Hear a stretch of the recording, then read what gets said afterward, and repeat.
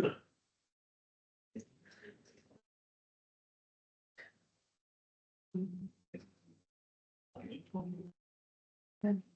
pues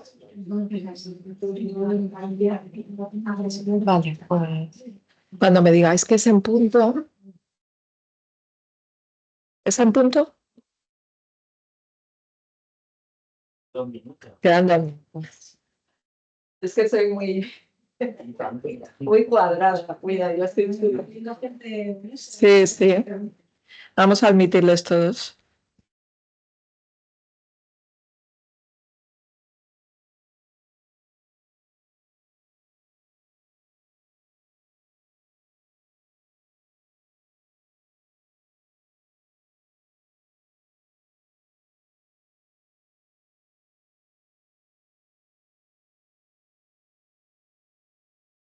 Antes de empezar, os quería preguntar si hay algún inconveniente en que grabemos la sesión por vuestra parte, por parte de los pacientes, porque bueno, luego Jordi a veces puede utilizar parte del material, ¿no? Sí, lo utiliza. Eso está en el canal que tenemos, si quieres. Sí, por mi parte también la presentación no importa. Vale. Vale, pues una vez dicho esto, yo creo que ya son. Voy a admitir.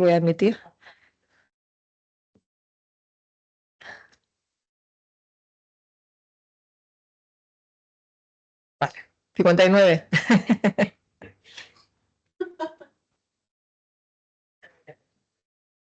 Esto va para acá. Vale. Luego podemos ver cuántos se han conectado. Vale, pues lo primero, buenas tardes a todos y bueno, y muchísimas gracias por estar aquí, sobre todo por estar aquí todos los pacientes, ¿no? Algunos nos conocemos y todos los que se han conectado a través de online porque, bueno, pues están en otros sitios de España. Bueno, para nosotros es un placer poder organizar estas jornadas. Vamos a hacer un programa que lo que intentamos es que la jornada sea de todos vosotros, no nuestra, y por lo tanto, bueno, pues vamos a dar unas charlas dirigidas a vosotros de aspectos que nos parecen a nosotros importantes, pero que siempre que lo que queréis preguntar, para aquí, os estamos aquí para responderos. Agradecer, bueno, pues no me he presentado, yo soy Marian Goicoechea, soy la jefa de servicio de nefrología de aquí del Gregorio Marañón, pero además, bueno, pues tengo el placer de haber llevado el Fabri desde hace muchos años, cuando no era jefa, y por lo tanto, pues estoy implicada, ¿no? Y conozco perfectamente a mis enfermos, a mis pacientes, y lo sigo llevando ahora. Y bueno, yo voy a hablar un poco de qué debemos sospechar o qué debemos saber acerca de cómo la enfermedad de Fabry afecta al riñón. Y me acompaña María Ángeles Espinosa, que es cardióloga, es la coordinadora del CESUR de cardiopatías congénitas del hospital y que también se encarga con Irene Méndez, que está por ahí, la otra cardióloga, de llevar a los pacientes Fabry de este hospital. Y bueno, pues estamos siempre en comunicación y en coordinación. Nos acompaña también la doctora Cristina Cuerda, que es la jefa de sección de endocrinología y nutrición del hospital y que lleva muchísimos años aquí, espera, no sé esto. Que me he ido, perdón. Y bueno, nos va a hablar un poco de aspectos importantes de la nutrición, de estas enfermedades metabólicas, enfermedades raras. Y bueno, y me acompaña también Jordi Cruz. Muchas gracias, Jordi, por la difusión del evento, que es el director, ¿no?, de la Asociación de Enfermedades Lisosomales y que, bueno, vosotros lo conocéis y que muchas gracias por todo y por tu colaboración, como siempre. Y bueno, los que estáis conectados online, si queréis hacer alguna pregunta luego a través del chat, yo creo que lo mejor es que hablemos los tres ponentes, y luego si queréis preguntar acerca de las ponencias. Y luego la última parte, pues Jordi pues va a hablar con alguno de los pacientes y les va a preguntar pues sus necesidades y sus sensaciones desde que diagnosticaron la enfermedad. Bien, pues yo voy a hablar del riñón y bueno, voy a coger aquí y bueno, lo primero, si esto pasa, antes pasaba, ¿y ahora qué ha pasado? Bueno, lo primero vamos a hablar de una enfermedad que es una enfermedad por depósito lisosomal y diremos qué son los lisosomas. Bueno, pues los lisosomas realmente son unos órganos, ¿no?, que están dentro de las células y que se encargan como de romper, ¿no? De romper, es como romper moléculas que tenemos en el organismo. ¿Qué rompen? Pues rompen grasas, rompen hidratos de carbono, rompen proteínas y, bueno, la degradan estas moléculas y los convierten en trocitos más pequeños que son fácilmente metabolizados por el organismo. ¿Vale? Cuando las enzimas que se encargan de romper estas moléculas no existen, pues entonces estas sustancias, estas moléculas se depositan en los órganos, en los tejidos y van a producir el daño. Y la enfermedad de Fabry pues es una enfermedad lisosomal y es un trastorno genético que es raro. Aquí estamos unos pocos, pero afecta a pocos. Se considera una enfermedad rara. Y bueno, como una enfermedad rara, los medicamentos con los que se trata son medicamentos huérfanos porque bueno, hay pocos pacientes diagnosticados. Es una enfermedad hereditaria ligada al cromosoma X. Ahora veremos qué significa eso, ¿no? El gen que codifica la enzima que es la alfa-galactosidasa, la galactosidasa está en el brazo del cromosoma X.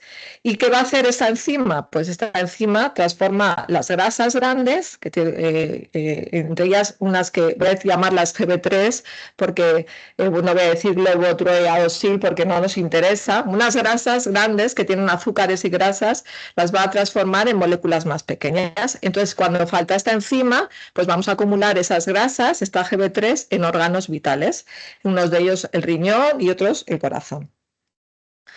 Vale, ¿quiénes están afectos de la enfermedad de Fabry? Como hemos dicho, bueno, pues afecta al cromosoma X y por lo tanto, bueno, pues podemos pensar que como las mujeres tenemos dos cromosomas X, por lo tanto tenemos células con una mutación porque están en un trozo del cromosoma X y otras las tenemos sanas, pues que no vamos a tener la enfermedad. Ahora veremos que eso no es real. Antes se decía que las mujeres eran portadoras sanas, pero ahora sabemos que las mujeres pueden tener la enfermedad y veremos por qué. Pero bueno, en resumen, si un padre que tiene la mutación está casado con una madre sana, pues vamos a ver que sus hijos van a estar sanos, porque evidentemente el padre tiene un cromosoma X, un Y, entonces los hijos bueno, van a unirse con un cromosoma X de la madre que está sana, un Y que no tiene la mutación, por lo tanto todos los hijos que tengan van a ser sanos. Que en cambio las hijas que tengan, pues siempre van a ser portadoras de la mutación, todas las hijas van a ser portadoras de la mutación. ¿Qué pasa cuando un padre sano se casa con una madre que está enferma? Pues aquí puede ocurrir que un 50% de los hijos padezcan la enfermedad y un 50% de las hijas también padezcan la enfermedad. Esto es lo que debemos saber. ¿Y por qué? ¿Por qué las mujeres con enfermedad de Fabry pueden tener síntomas si la mutación del gen está en el cromosoma X y por lo tanto podríamos pensar que solo los hombres? Bueno, pues esto ocurre por un fenómeno que ocurre durante el desarrollo embrionario que se llama el fenómeno de Lyon, ¿vale? Esto quiere decir que las mujeres tenemos dos cromosomas X y si uno tiene el gen alterado podemos pensar que el otro siempre lo va a compensar y que no va a expresar la enfermedad. Pero ¿qué pasa durante el desarrollo embrionario? Que las células, uno de los cromosomas X, de los genes del cromosoma X, al azar se va a inactivar y el otro va a quedar activo. Si el que se inactiva es el sano, pues el que queda activo es el enfermo. Por lo tanto, habrá células que tengan la mutación y habrá otras células que no tengan. Si predominan las células que tengan la mutación, pues pueden tener más síntomas. Si predominan las células que tienen el cromosoma X sano, no. Por lo tanto, la afectación en la mujer de Fabry es muchísimo más diversa y heterogénea que los pacientes varones. Los pacientes varones generalmente todos portan la mutación y todos tienen un curso más o menos similar. También dependerá de la mutación, pero luego esto será otra cosa. Por lo tanto, los síntomas pueden ser más leves, el diagnóstico suele ser más complejo y hay más mujeres que no tienen la enfermedad a lo largo de la vida o que lo tienen muy tardíamente. ¿Cómo afecta la enfermedad de Fabry a lo largo de la vida? Pues aquí también hay mucha diversidad, ¿vale? Hay pacientes que tienen una mutación que se llama truncada, es decir, que si tenemos una enzima, nos falta un trozo de la enzima. Ya podemos pensar que si nos falta un trozo de la enzima, vamos a tener síntomas desde muy pequeños, porque la actividad de la enzima va a ser mínima, por debajo del 1%. Por lo tanto, podemos tener síntomas pues desde el principio, ¿no? Desde la niñez, y podemos ir desarrollando síntomas. Esto es lo que se llama tener un fenotipo clásico, y en este fenotipo clásico pues aparecen síntomas sistémicos, que algunos pues seguro que los conocéis. Angioqueratomas. ¿Qué son angioqueratomas? Son manchitas rojas que sobre todo aparecen en los glúteos, en la espalda. Podemos tener acroparestesias, que es muy típico en los niños, que es como que tenemos como punzadas, o como que se nos estuvieran clavando cristalitos en las plantas de los pies o en las manos. Esto es como un dolor nervioso que es muy difícil, ¿no?, de tratar, y a veces estos niños les dan, cuando no se diagnostica pronto, no pasan por muchas urgencias y creen que los niños están mintiendo. Entonces esto es lo importante, ¿no?, saber de qué estamos, lo que estamos hablando, para saber que hay niños que empiezan o por ejemplo, alteraciones gastrointestinales, les duele la tripa. Y otra cosa muy frecuente es que no se suda, ¿no? Se hace deporte y hay una incapacidad de sudar, hipodrosis, entonces, bueno, se pasa mal, ¿no?, porque si no sudamos cuando hacemos deporte. Y también es típico tener algunas alteraciones en la córnea, que aunque no afectan a la visión, pero es bastante claro cuando tienes en la córnea una cosa que se llama córnea verticillata, ¿no? También puede haber dolores de oídos o pítidos en los oídos. Y luego, pues hay formas que se aparecen más tardíamente. Generalmente pueden aparecer, por ejemplo, a los 30, a los 40 años, y hay formas que solo afectan al riñón, y hay formas que afectan al corazón, y aparecen más tardíamente porque tenemos la enzima, pero no nos falta un trozo, sino que, por ejemplo, hemos cambiado la composición de la enzima, hemos cambiado un aminoácido por otro. Entonces, hay actividad enzimática, pero no es suficiente para metabolizar todas estas grasas que se nos van a acumular, la GB3, y por lo tanto, a lo largo de la vida, esto se va acumulando y empiezan a aparecer síntomas a nivel renal o a nivel cardíaco. Es muy importante, como veremos luego, diagnosticar todo esto a tiempo. ¿Y cómo afecta la enfermedad de los riñones? Bueno, pues estas grasas, o esta GB3 que vamos a llamar, se va a acumular en las células renales. ¿Y dónde se va a acumular fundamentalmente? Pues en unas células que se llaman podocitos, que ahora vamos a saber qué son los podocitos, en los túbulos renales y en los vasos renales. Ahora veremos que los riñones están formados por millones de filtros, que vamos a llamarlos coladores, y estos son muy importantes porque ahí se van a depositar las grasas. Entonces puede empezar con un daño inicial silencioso, por ejemplo, pues que no podamos concentrar la orina. Eso se ve porque por la noche nos tenemos que levantar varias veces a hacer pis, porque no podemos aguantar toda la noche sin ir a hacer pis. Las enfermedades renales la etapa inicial producen nicturia, que es orinar por la noche. Y también porque aparecen proteínas, albúmina, en pequeñas cantidades en la orina. Veremos por qué aparece esta proteína en la orina y por qué no debe aparecer. Y esta proteinuria puede ir aumentando a lo largo del tiempo si no lo diagnosticamos, y esto lo que va a hacer es dañar a estos coladores, y va a hacer que estos coladores se atrofien, y podemos llegar a una enfermedad renal terminal y acabar en diálisis o en trasplante. Vale, ¿y qué son los podocitos? Pues he dicho que los riñones tienen 1 millón de filtros o coladores que vamos a llamar glomérulos, ¿vale? Son los glomérulos, como veis aquí, pues están formados por muchísimos vasos, ¿no? Es una red de vasos. Estos vasos lo que van a hacer es filtrar la sangre, y filtrar la sangre y formar la orina, ¿no? Entonces, todo lo que queremos lo vamos a reabsorber, y todo lo que no queremos lo vamos a tirar, ¿no? Y vamos a formar la orina. Bien, pues en estos vasos que forman estos filtros hay unas células que son como las guardianas de estos agujeritos, que son los podocitos, ¿vale? Esto lo que va a hacer es que estos filtros, estos agujeritos que son pequeños y que permiten el paso de algunas sustancias, pero de otras no, y que no permiten el paso, pues por ejemplo de las proteínas. Las proteínas en la orina, siempre que haya una proteína en la orina, eso es malo, eso es que algo te está funcionando mal. O cuando aparecen hematíes en la orina, los hematíes no se cuelan por estos agujeritos. Por lo tanto, estos podocitos lo que van a hacer es decir, a través de un sistema de cargas eléctricas y demás, van a permitir pasar sustancias que son tóxicas y no queremos, y impedir que otras sustancias pasen.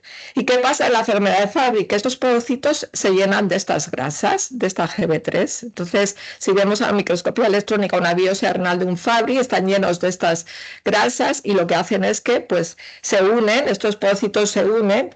Mira, aquí veis una imagen estructural de cómo se ve al microscopio electrónico. Estos serían los agujeritos, estos serían los vasos rodeados por la membrana que filtra y esto alrededor serían estos podocitos que se llaman así porque son como pies, tienen como unos pedicelos que son como unas prolongaciones, los pies rodean a la membrana y hace que se cuelen o cuelen. Bueno, pues cuando hay Fabry, estos pies se fusionan y entonces hacen que en la membrana de filtración, o sea, lo que hace que permitan un paso de unas sustancias a otras, pues no funcione y por lo tanto aparecen proteínas a nivel de la orina. Por lo tanto, ¿qué signos nos deben alertar porque tenemos enfermedad, porque hay algo que funciona mal? Pues la presencia de proteínas en la orina, evidentemente, si no nos hacen un análisis de orina no lo sabemos, pero hay síntomas que nos pueden alertar. Por ejemplo, la espuma. Cuando hay mucha proteína en la orina, cuando hacemos pis en el váter, pues hay espuma. Espuma que no es del detergente, evidentemente, porque si hay detergente a veces, pero hay espuma.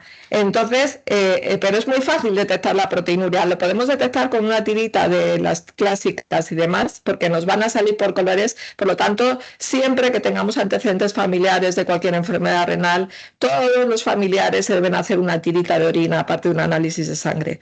También es importante que, según va avanzando la enfermedad renal, pues aumenta un parámetro que mide la función renal, que es la creatinina en sangre. Tenemos fatiga y tenemos cansancio porque, bueno, empiezan a aparecer síntomas asociados con la enfermedad renal crónica, por ejemplo, la anemia. Lo que he dicho antes, incapacidad para concentrar la orina. Vamos al baño como muchas veces seguidas, aunque no orinamos todo lo que queríamos orinar, y orinamos muchas veces por la noche. Y luego es muy frecuente que se asocie hipertensión arterial, no porque la enfermedad de Fabry produzca hipertensión arterial, sino porque la enfermedad renal crónica en el 90% de los casos se asocia con hipertensión arterial. ¿Quiénes pueden presentar afectación renal? Todos, pero generalmente los hombres, pues, y sobre todo con formas clásicas, la afectación renal puede empezar desde la infancia, por eso es importantísimo detectarlo y tratarlo, y el daño renal es progresivo. Las mujeres, en cambio, muchas, pues llegan al final de su vida, y ya dicho, por el mosaicismo de algunas células tienen mutados el gen y otros no, pues pueden que no tengan nunca afectación renal. Y los niños y adolescentes de afectación clásica, pues sí que hay que tener conciencia de que es importantísimo que sean revisados periódicamente por un nefrólogo para ver si empiezan a tener albuminuria o proteinuria.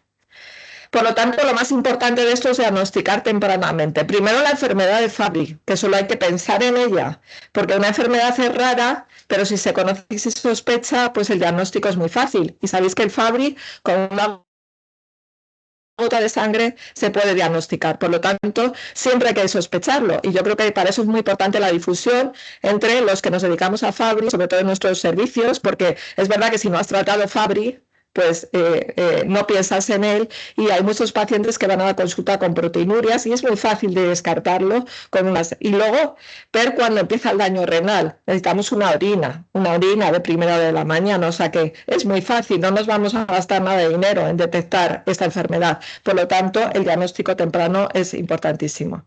¿Tenemos tratamientos? Sí, por supuesto que tenemos. No vamos a hablar de ellos, pero evidentemente en cuanto empieza a haber afectación renal, no lo dudemos que hay que tratar y hay que hacer un tratamiento de sustitución enzimática porque si no la proteinuria va a ir a más y al final los riñones se van a esclerosar y vamos a entrar en diálisis. Por lo tanto, en cuanto haya signos de afectación renal hay que tratar.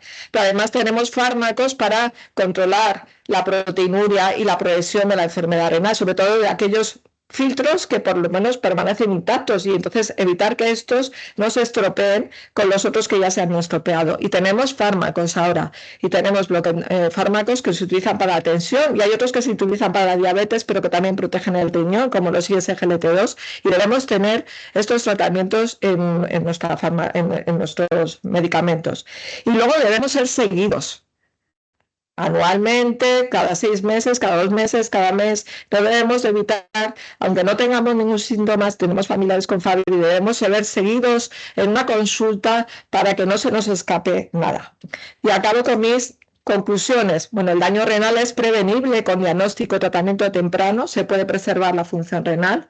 El seguimiento salva vidas y el cuidado continuo es clave para vivir mejor y más tiempo. Consultar a vuestro médico, especialmente si tienes síntomas o tienes antecedentes familiares. Y recordar que la enfermedad de Fabry puede afectar gravemente a los riñones, puedes entrar en diálisis, pero vosotros y nosotros tenemos el poder de cambiar el curso de la enfermedad. Muchas gracias.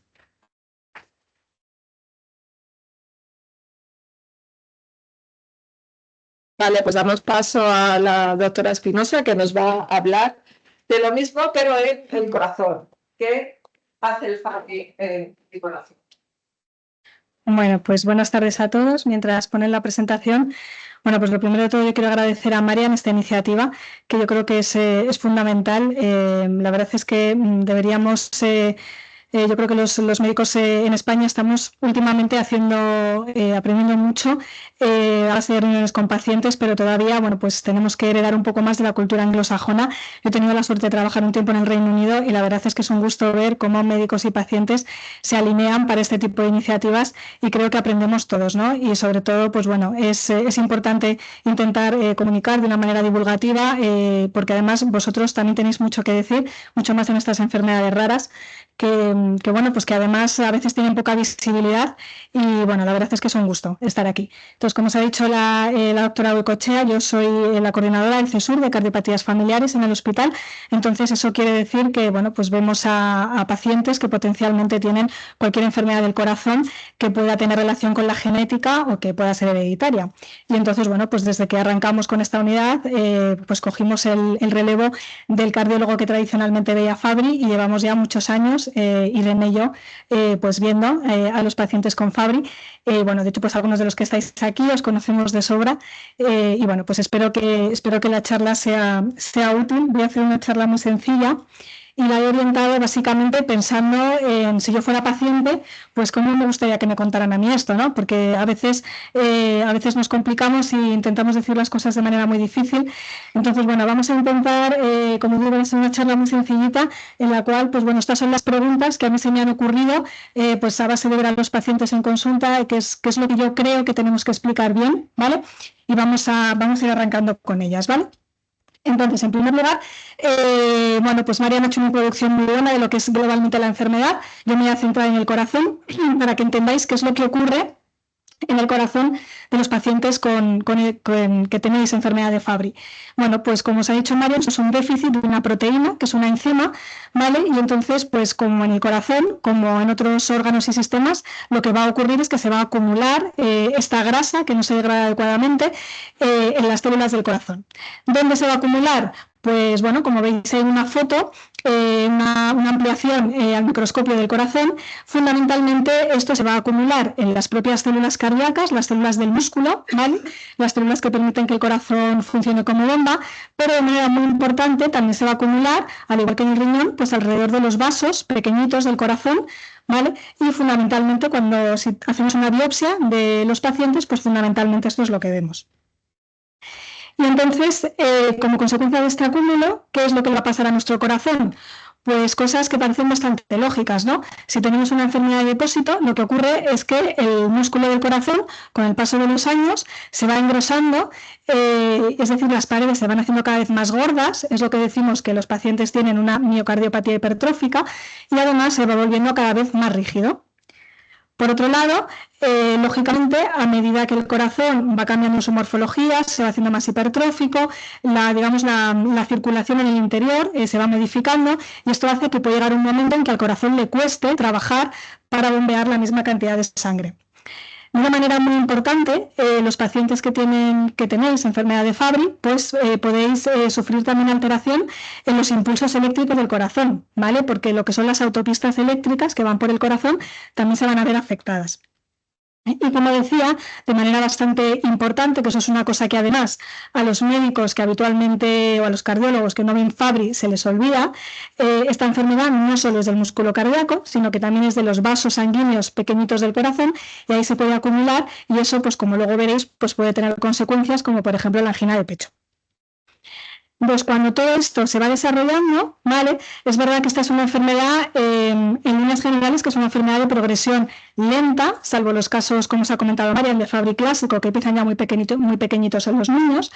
Pero bueno, en líneas generales, la inmensa mayoría de los pacientes que tenéis enfermedad de Fabry, afortunadamente no tenéis un Fabry clásico, tenéis un Fabry que ahora estamos empezando a conocer mejor las formas y lo llamamos Fabry tardío o Fabry en mujeres. Y en estos casos la enfermedad, como digo, tiene un curso clínico mucho más lento, hay mucho tiempo para que todos estos cambios se vayan asentando y por eso, como decía Mariana, es súper importante sospechar la enfermedad. ¿Vale? Porque muchas veces pueden pasar muchos años entre que el problema empieza a aparecer y vosotros empezáis a tener síntomas. Y nosotros sabemos que cuanto antes tratemos, mejor. Entonces, ahí está bueno, la importancia de estar un poco al tanto de esta enfermedad. En el caso concreto del corazón, si yo tengo Fabry, ¿cuándo es esperable que yo tenga problemas? Pues bueno, también he enseñado a Mariana antes un gráfico, entonces bueno, pues ahí estaba el corazón entre todas las cosas que se afectan. Pues en el caso concreto del corazón, ¿vale? Es verdad que no es un órgano que afortunadamente se ve afectado desde el comienzo de la enfermedad. Incluso en los casos de Fabry más grave, los Fabry que debutan en los niños varones pequeñitos, la cardiopatía, como digo, como es un acúmulo muy lento, empieza a aparecer a partir de la segunda década de la vida, ¿vale? Pero en estos casos aparece invariablemente. Entonces, bueno, pues tenemos que contar con que si tenemos un niño con una afectación muy severa, pues seguro que va a acabar teniendo miocardiopatía. Pero, sin embargo, la mayor parte de los Fabry que vemos los cardiólogos no son ese Fabry clásico, son ese Fabry, como os digo, que aparece más tardíamente y que ahora veremos un poquito con qué está relacionado, y suele aparecer a partir de los 40 años, más o menos, ¿vale? Es verdad que es variable. Hay gente que a lo mejor no puede ser evidente que tiene la afectación hasta los 60, 70 años, pero normalmente a partir de las edades medias de la vida es cuando empezamos a ver estas manifestaciones que fundamentalmente son, como os digo, engrosamiento de las paredes del corazón. Entonces, en este punto, sí quiero bueno, pues que sepáis que el engrosamiento de las paredes del corazón es un dato muy específico y de hecho hay muchísimas enfermedades en cardiología que pueden dar lugar a engrosamiento de las paredes del corazón, lo que los cardiólogos llamamos hipertrofia ventricular. De hecho, el Fabry no es ni de lejos, obviamente, como ya os imaginaréis, la causa más frecuente. Entonces, cuando nos encontramos con una hipertrofia cardíaca de manera aislada en una persona en edad media de la vida, pues bueno, aunque no es lo más frecuente, siempre tenemos que buscar esas pequeñas pistas que nos puedan orientar a esta enfermedad, porque como digo, el diagnóstico precoz es muy importante. ¿Y de qué va a depender de que si yo tengo una mutación de Fabry, tengo una cardiopatía antes o después? Bueno, pues ya lo he introducido un poquito Marian antes. Fundamentalmente va a depender de dos cosas. Va a depender del tipo de alteración genética que yo tenga y depende de que yo sea hombre o mujer. Entonces, el tipo de alteración genética es una cosa muy concreta y no vamos a entrar en ello, pero es muy importante, ¿vale? No todas las mutaciones en el gen que da lugar a Fabry son iguales. Hay mutaciones tremendamente graves que dan lugar a que prácticamente no haya nada de enzima desde el principio, como ha dicho también María, menos de un 1%, y eso da lugar a formas muy severas. Y luego hay otro tipo de mutaciones que son las más frecuentes, que son aquellas mutaciones en las cuales se permite cierta actividad enzimática, ¿vale? Entonces, si yo tengo una genética muy grave en un varón, probablemente voy a desarrollar una afectación sistémica, es decir, una afectación de todo el organismo, renal, cardíaca, neurológica, cutánea, etcétera, desde el principio, cuando soy muy pequeñito. Sin embargo, si yo tengo una mutación de las que me permite cierta actividad, pues lo más probable es que si soy un varón, empiece a desarrollar la enfermedad ya cuando soy adulto, ¿vale? Y si soy una mujer, pues depende, ¿vale? Y vamos a ver un poquito lo de las mujeres, que me alegra mucho que Mariana haya hecho hincapié. Yo creo que eso es algo que los médicos que vemos esta enfermedad estamos muy concienciados e intentamos cada vez más insistir a nuestros compañeros, porque aunque os parezca mentira, entre algunos de nuestros colegas todavía sigue existiendo la creencia de que las mujeres en Fabry son portadoras. Y no pasa nada hasta el momento en el que quieran tener hijos, que uno se plantea ya el tema de la concepción. Y eso es mentira, eso no es cierto. De hecho, ya hay algunos consensos científicos que incluso abogan por quitar la palabra de mujer portadora, ¿no? Realmente las mujeres en el Fabry las podemos considerar prácticamente a todas afectadas. Lo que ocurre es que la enfermedad, como ha dicho Marian, es una enfermedad que está ligada al cromosoma X y esto hace que sea más complejo de diagnosticar y que pueda empezar más tardíamente. Pero para que os hagáis una idea, se estima que hasta un 70% de las mujeres que tienen una variante relacionada con Fabry van a acabar desarrollando la enfermedad. Es verdad que de manera más tardía, y luego una cosa que yo aquí sí quiero incidir es que en líneas generales, cuando vemos a mujeres con Fabry, casi siempre el órgano más comprometido va a ser el corazón. Y de hecho muchas veces se puede manifestar como una miocardiopatía aislada, en la cual haya muy poquita evidencia o una afectación muy sutil de otros órganos. Y como os digo, la afectación es muy variable. Hay mujeres que pueden tener un Fabry tan grave como el de los varones. ¿En qué circunstancias se puede producir esto? Pues en aquellas mujeres que tengan la mala suerte de tener una mutación de las peligrosas, de las que no te dejan nada de actividad enzimática, y por una cuestión de azar tengas muchos más cromosomas X con la mutación activos que sin la mutación. Entonces, en esa situación, aunque yo debute más tarde, voy a tener una enfermedad exactamente igual de grave. Y luego hay casos en los que si tengo la suerte de tener una mutación un poquito menos peligrosa y además, por la cuestión de azar, muchos de mis cromosomas X que funcionan van a ser los que no tienen la mutación, pues entonces, oye, esto va a ir más tardíamente, ¿no? ¿Tengo que aceptar yo? ¿Aceptan que están entrando más gente? Perfecto. Bueno, entonces, ¿cuáles son fundamentalmente los síntomas a los que os podéis tener si tenéis esta miocardiopatía? Bueno, pues los vemos ahí ilustrados, ¿no? Por un lado, el síntoma, digamos, principal, además de todas las enfermedades cardíacas, que es el cansancio y la dificultad para respirar, ¿no? Lo que llamamos los cardiólogos disnea, intolerancia al esfuerzo, ¿no? Que además suele ser muy sutil. Al principio, bueno, pues uno empieza a notar que se fatiga para cosas que antes podía hacer sin problema, ¿vale? Luego, por otro lado, pues el dolor en el pecho, como os decía antes, es lo que nosotros llamamos angina de pecho, y esto se produce casi siempre, como digo, porque pues estas grasas se acumulan también en los vasos pequeñitos del corazón, y entonces es muy típico que los pacientes cuenten pues, que tienen presión en el pecho cuando caminan, y de hecho, como digo, los cardiólogos que no conocen mucho esta enfermedad, pues lógicamente todos vamos a pensar que esto puede ser un infarto, una angina inestable, que es una enfermedad de las arterias gordas del corazón que se obstruyen y que lógicamente hay que descartarla porque es muy grave, pero muchas veces nos encontramos que miramos las arterias gordas del corazón y no hay nada, que es lo habitual, que las arterias coronarias de estos pacientes pues no tengan enfermedad en las arterias principales, sino que está todo ahí en lo que llamamos la microcirculación, que son los vasos pequeñitos. Y como digo, esto es una manifestación que es bastante habitual y que también además va apareciendo cada vez más a lo largo de la vida de los pacientes. Luego también hay muchos pacientes que nos contáis pues palpitaciones, sensación de vuelco al corazón, ¿vale? Y esto suele estar relacionado a veces por una patología benigna, pero también puede ser el reflejo de que uno empieza a tener ya problemas en esa autopista eléctrica del corazón y puede empezar a tener taquicardias que a veces incluso pueden ser peligrosas, ¿vale?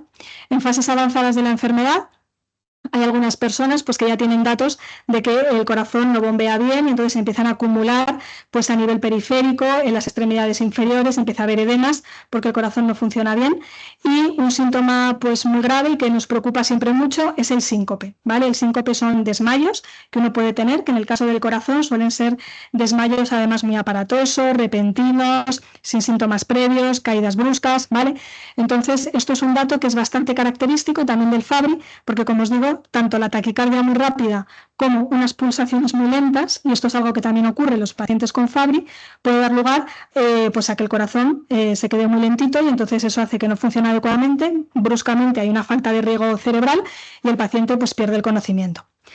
Así que básicamente eso es un poco lo que, digamos, la foto de los pacientes con enfermedad de Fabry cardíaca, lógicamente en un grado de afectación muy variable por todo lo que hemos estado explicando.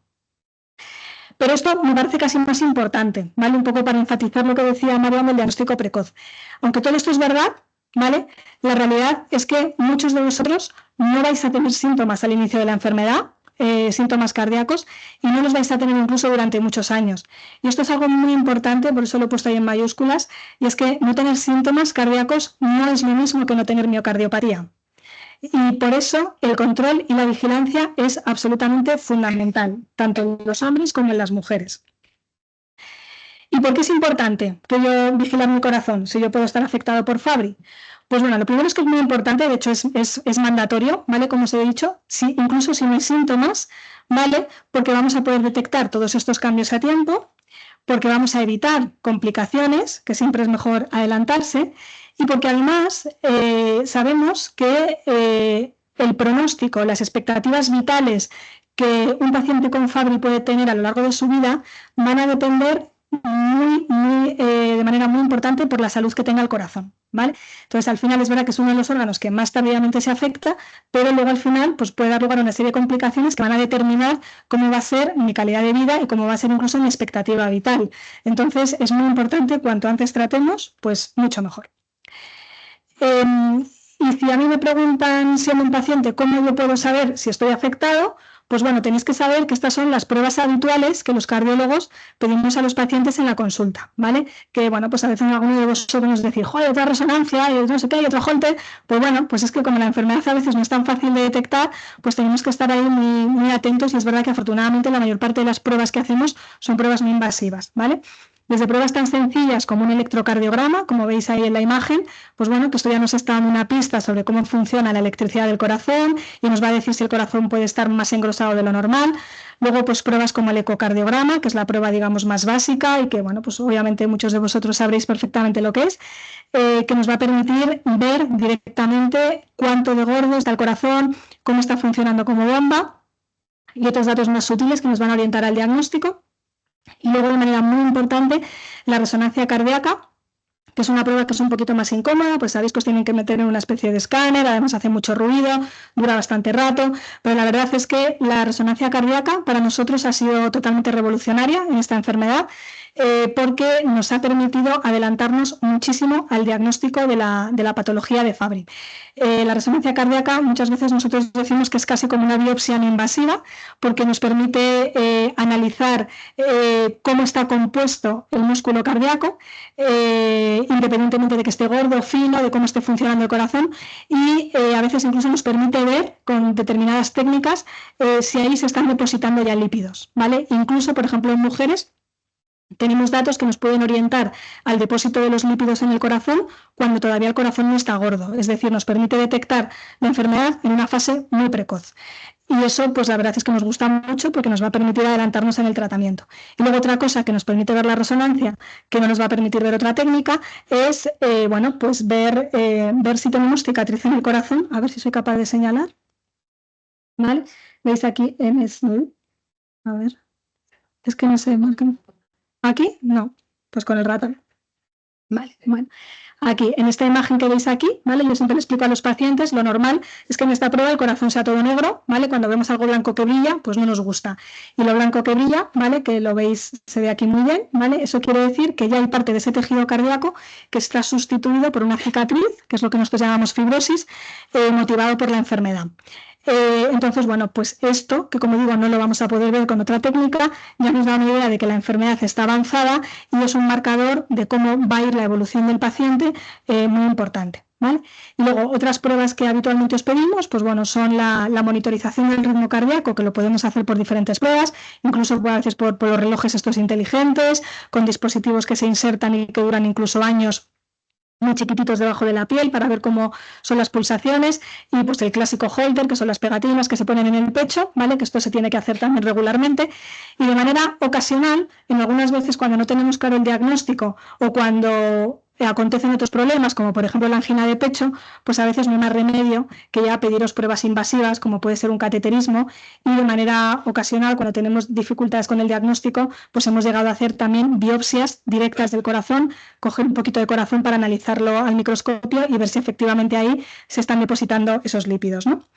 Entonces, independientemente de todas las pruebas, pues yo lo que quiero enfatizar es que esta monitorización tiene que ser continua y tiene que ser periódica. Y de hecho, lo que recomendamos es que os reviséis al menos una vez al año, ¿vale? Todos, hombres, mujeres, ¿vale? Y idealmente en un centro que tenga cierta experiencia en la enfermedad, ¿vale? Porque como os digo, bueno, pues a veces hay que tomar decisiones complicadas y difíciles, y esto es una enfermedad que además afecta a todo el organismo, no solo del riñón, ni solo del corazón, y lo ideal es que interactuemos entre todos los especialistas para tomar la decisión que puede ser mejor para vosotros. ¿Qué tratamientos hay disponibles hablando estrictamente del corazón? Pues bueno, pues ya os ha dicho Marian que efectivamente para tratar el grueso de la enfermedad, pues bueno, tenemos unos tratamientos específicos para intentar mejorar esa actividad enzimática, que puede ser directamente sustituirla o desde hace unos años tenemos la posibilidad para algunos de vosotros de unas pastillas, que es una medicación oral, que aumenta la eficiencia de esta actividad enzimática. Y bueno, pues esto es verdad que es muy cómodo, pero desgraciadamente no siempre es posible administrar el tratamiento oral porque va a depender de la mutación. Y luego, hablando estrictamente del corazón, pues bueno, independientemente de lo que es la propia enfermedad, para tratar todo aquello que pueda estar repercutiendo a nivel cardíaco, tenemos un montón de opciones, ¿vale? Tenemos mucha medicación para tratar vuestros síntomas, tenemos mucha medicación para mejorar la función cardíaca, y esto pues es muy importante más allá del tratamiento específico. Y luego, pues bueno, algunos pacientes que pueden necesitar incluso un marcapasos o un desfibrilador si tienen alteraciones a nivel del corazón muy importantes. ¿Ves? Subraya aquí en azul, que he sido muy repetitiva a lo largo de la presentación, pero yo creo que es fundamental. Siempre que haya miocardiopatía hay que tratar, ¿vale? Siempre, aunque no haya síntomas, ¿vale? Y esto lo digo sobre todo por las mujeres, que pueden pasar muy desapercibidos, y es uno de los motivos por los que somos tan pesados pidiendo pruebas que a veces son un poco farragosas para ver si tenéis la enfermedad.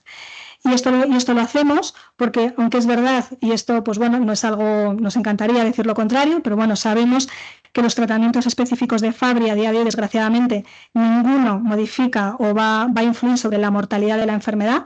No tenemos esos datos, pero sí sabemos que tratar tempranamente a los pacientes nos va a permitir frenar la progresión y mejorar la calidad de vida. Y eso es algo que es muy importante.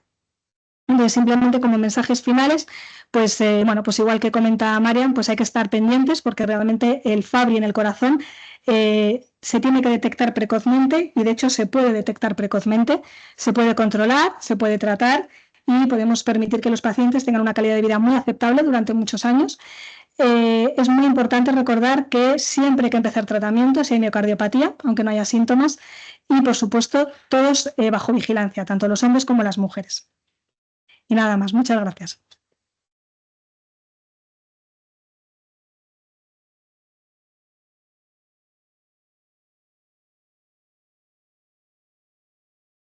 Bueno, pues muchas gracias. Yo también quería dar las gracias, bueno, pues a todos los que estáis aquí en la sala y por supuesto a Marian y a la doctora Espirosa por la invitación.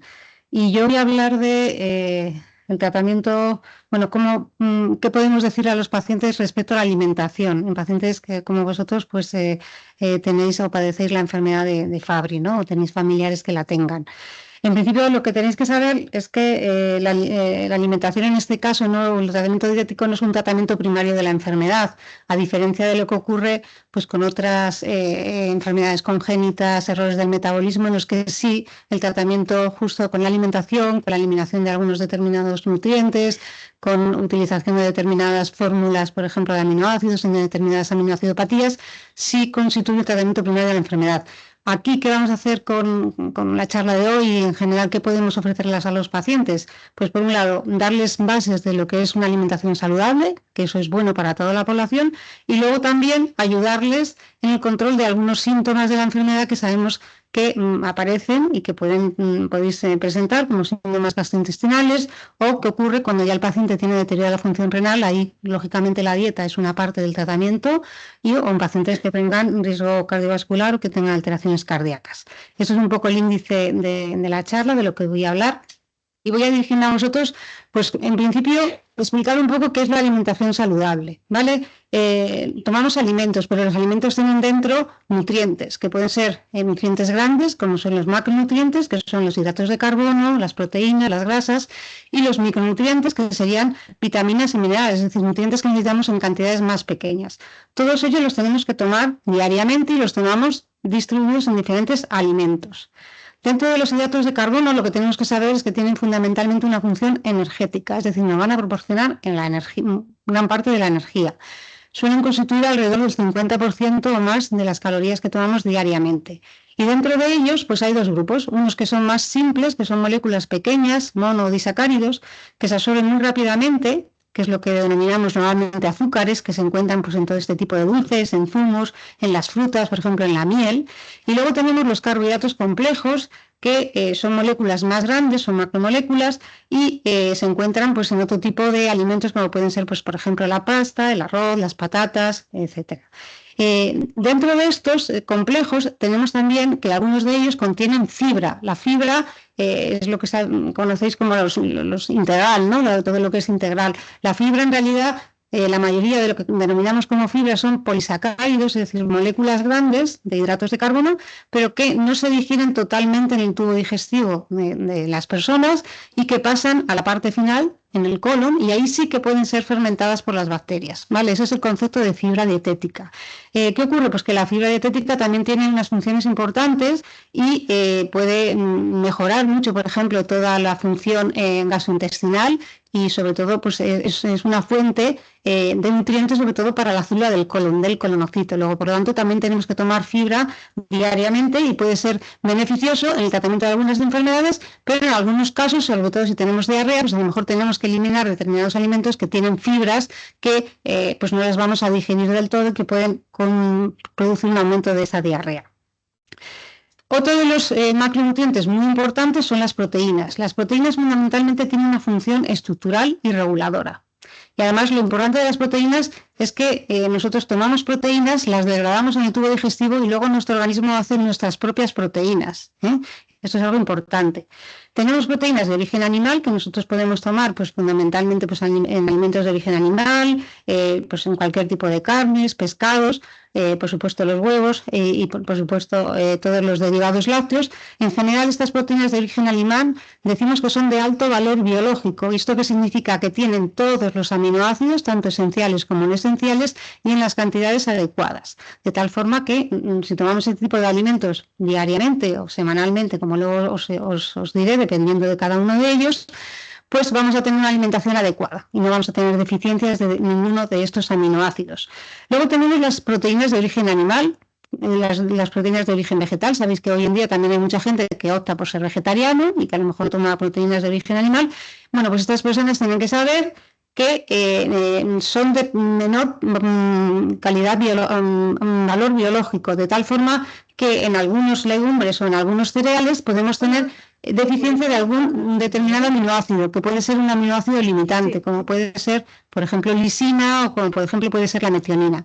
¿Qué ocurre? Que si nosotros mezclamos en nuestra alimentación, por ejemplo, legumbres con cereales, podemos conseguir al final una proteína que sea una proteína completa. Y por eso, pues también, pues en personas que puedan optar por una alimentación más de origen vegetariano, pues también se puede conseguir un balance proteico adecuado.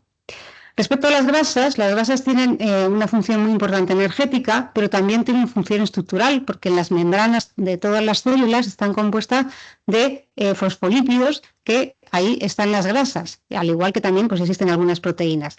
También tienen una función protectora y también tienen una función transportadora, es decir, que las grasas es muy importante. Y aquí sí que hay una cosa muy importante, y es que las grasas que uno come son las grasas que uno tiene en sus membranas, ¿vale? Si tomamos, por ejemplo, mucha grasa saturada, nuestras membranas van a tener mucha grasa saturada. Si tomamos más grasas monoinsaturadas o poliinsaturadas, nuestras membranas van a ser diferentes, van a tener diferentes características. Respecto a las grasas saturadas, es decir que fundamentalmente provienen de fuentes animales. Pues tenéis la mantequilla, pues ahí tenéis quesos, tenéis pues por panceta, etcétera. También están en los huevos y también, por ejemplo, en el aceite de coco. Hay diferentes tipos de grasas. Se llaman así saturadas porque no tienen dobles enlaces, ¿vale? Son moléculas de las cuales todos los átomos de carbono están unidos por enlaces sencillos. Cuando tenemos más de un doble enlace, bien, tenemos uno solo, entonces tenemos el aceite de oliva, por ejemplo, que son los omega 9, pues esa es una grasa monoinsaturada, ¿vale? Que tiene propiedades buenas. Sabéis que es el modelo de dieta mediterránea, es rico en ácido oleico y es una grasa que es muy buena desde un punto de vista de prevención cardiovascular. Tenemos otro tipo de grasas que son poliinsaturadas cuando tenemos más de un doble enlace, ¿vale? Y dependiendo de dónde esté ese doble enlace, pues pueden ser omega 3, que suelen ser de origen marino, de pescados marinos, ¿vale? O pueden ser omega 6, cuando suelen ser de origen vegetal, ¿vale? Tanto los omega 3 como los omega 6 son grasas que son esenciales, las tenemos que tomar en la alimentación porque no las vamos a fabricar en nuestro organismo, por lo tanto tenemos que tomarlas de los alimentos, ¿vale? Decir que cada uno de estos tipos de grasas tiene diferentes características y desde el punto de vista de prevención cardiovascular y de tratamiento de enfermedad cardiovascular se recomienda disminuir las grasas saturadas y aumentar las insaturadas, ¿vale? Tanto las monoinsaturadas como las poliinsaturadas, ¿vale? Y respecto a las grasas trans, decir que son grasas que generalmente están producidas en procesos industriales, pues muchas veces que se transforma esa grasa y nos forman unos dobles enlaces que son unos dobles enlaces que en la mayoría de las ocasiones no existen en la naturaleza. Y ese tipo de grasa se comporta de una forma muy similar a una grasa saturada. Luego, por lo tanto, desde un punto de vista cardiovascular no es lo mejor, ¿vale? Entonces hay que evitar ese tipo de grasas en nuestra alimentación que fundamentalmente van a venir derivada pues, de toda esta comida que llamamos un poco comida basura, comida pues muy procesada o bollería industrial, etcétera. Otros nutrientes, decíamos que en cantidades más pequeñas, micronutrientes, estarían, por ejemplo, las vitaminas. Las vitaminas tienen una función fundamentalmente reguladora, sirven para regular. Muchas de ellas son coenzimas, ayudan a determinadas enzimas. En algunas enfermedades, no en esta, pero en otras enfermedades metabólicas, pues damos justo estas vitaminas para mejorar la actividad enzimática y responden a algunos pacientes. Dentro de ellas, si son hidrosolubles, pues serían la vitamina, por ejemplo, la vitamina C o todas las del complejo B, que son muchas, se disuelven en agua y todas ellas son esenciales, las vitaminas. Y luego tenemos también las vitaminas liposolubles que se disuelven en grasa y dentro de las cuales tenemos la A, la D, la E y la K, cada una de ellas con funciones distintas. Todas las vitaminas las tenemos que tomar diariamente en nuestra alimentación porque también son esenciales, no las fabricamos. Finalmente tenemos también los minerales que también tienen una función fundamentalmente reguladora, ¿vale? Intervienen en muchísimas funciones en el organismo, como veis ahí también algunos forman parte de los tejidos, por ejemplo el calcio, el fosfato, etcétera, y se encuentran en una amplia variedad de alimentos. Por lo tanto, una de las cosas que tenéis que tener en cuenta es que cuanto más variada sea nuestra alimentación, menor será el riesgo de que tengamos deficiencias de alguno de estos nutrientes. Si siempre comemos los mismos alimentos, hacemos una alimentación muy poco variada, tenemos mucho riesgo de que podamos tener deficiencia de alguno de estos nutrientes, sobre todo micronutrientes. Bueno, pues con toda esta introducción, un poco rollo que os he dado, ahora vamos a traducirlo en alimentos, ¿vale? Vale, pues entonces, ¿qué como? Vale, pues lo que recomienda la Agencia Española de Seguridad Alimentaria y Nutrición, y no solamente aquí en España, sino en todos los países, las diferentes agencias, es, bueno, pues en una pirámide de alimentos, decir a la población de forma muy sencilla qué es lo que tiene que comer. Entonces, por ejemplo, respecto a hortalizas y verduras y frutas, lo que se dice es que tenemos que intentar tomar más, mínimo 5 raciones al día. Luego os hablaré de cuánto es una ración, de las cuales al menos 3 serían hortalizas y 2 o 3 frutas, teniendo en cuenta que el zumo de frutas no es sustituto de las frutas enteras y sobre todo si tomamos zumos de fruta industrial, eso no me vale, ¿vale? Respecto a los cereales, pues mejores integrales. ¿Por qué? Porque la absorción va a ser más lenta, bueno, a menos que tengamos diarrea o que tengamos alguna razón para quitar la fibra. Si no, en general se recomienda tomar cereales integrales. 3 a 6 raciones al día. ¿Esto de qué va a depender? Pues más que nada de la energía que necesite. Si llevo una vida muy activa, hago mucho deporte, tengo un gasto muy alto, un gasto calórico muy alto, tendré que tomar más cereales. Si no, tendré que tomar menos ración. ¿Por qué? Porque si no iré ganando peso y al final pues acabaré pues, con un sobrepeso, con enfermedades metabólicas, etcétera. Los frutos secos son alimentos muy interesantes. Cada vez sabemos más, tenemos más datos de ellos, de que pueden servir también en la prevención cardiovascular. Se recomiendan tomar 3 o más raciones a la semana hasta llegar inclusive a un consumo diario, por supuesto, de raciones pequeñas, como luego veremos. Por ejemplo, las patatas y otros tubérculos, bueno, son alimentos, lógicamente se comen muy a diario, son bastante baratos, pero tenemos que intentar moderar. ¿Por qué? Porque no son muy ricos en nutrientes, sobre todo en los nutrientes esenciales, ¿vale? Por lo tanto, son cosas que podemos intentar evitar, sobre todo si tenemos personas que tengan problemas de sobrepeso, de obesidad, etcétera. Debemos intentar tomar más legumbres. La legumbre es un alimento que antes se tomaba a diario y hoy en día pues no se toma a diario. Entonces, por lo menos tenemos que al menos tomar 4 raciones de legumbres a la semana, como queráis, bien en crudo o bien en guisos, etcétera, hasta llegar a intentar consumirlas diariamente. Los huevos, por ejemplo, esta agencia lo que recomienda es un máximo de 4 huevos medianos a la semana. Deciros que en otras sociedades científicas, entre ellas el American Heart, se están intentando llegar hasta un huevo al día. Parece que el huevo no es tan malo como se pensaba antes, ¿vale? Es decir, que el huevo, pues podemos probablemente, si no tenemos ningún problema para que nos lo prohíban, tener un consumo mayor. Respecto a la leche y los productos lácteos, se recomienda consumir un máximo de 3 raciones al día, pero en general sin azúcares añadidos y con un bajo contenido en sal. En general, la mayoría de las agencias en todos los países lo que intentan ahora es reducir el consumo de azúcares añadidos y también controlar mucho de la sal, ¿vale? En general esa es la razón o la idea general de muchas de las agencias de seguridad alimentaria en diferentes países. Respecto al pescado, mejor el pescado azul. ¿Por qué? Porque el pescado azul es más graso, pero va a tener esa grasa que es omega 3, ¿vale? Y los omega 3 pues tienen propiedades interesantes. Nos pueden servir, por ejemplo, a disminuir los triglicéridos de la sangre. Tienen propiedades antiagregantes. Desde un punto de vista cardiovascular tienen buenos efectos, son beneficiosos. Entonces, mejor pescado azul. Ahí os muestro algunas fuentes de pescado, el salmón, el atún, la sardina, los boquerones, la caballa. Lo que antes se decía que era malo, que era mejor consumir un pescado blanco, pues ahora hemos vuelto a lo contrario, ¿vale?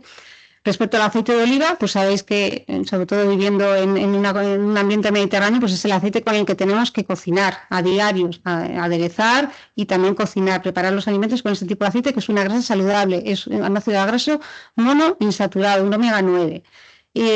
Menos carne y mejor si es blanca. Aquí recomiendan un consumo de 0 a un máximo de 3 raciones de carne a la semana. Esto, si hacemos una encuesta aquí, a mí me parece que nos pasamos bastante de las recomendaciones de la agencia. Pero bueno, priorizar el consumo de carne blancas procedentes sobre todo de ave, conejo y minimizando sobre todo el consumo de carnes procesadas, pues todo tipo pues, de salchichas, embutidos, etcétera.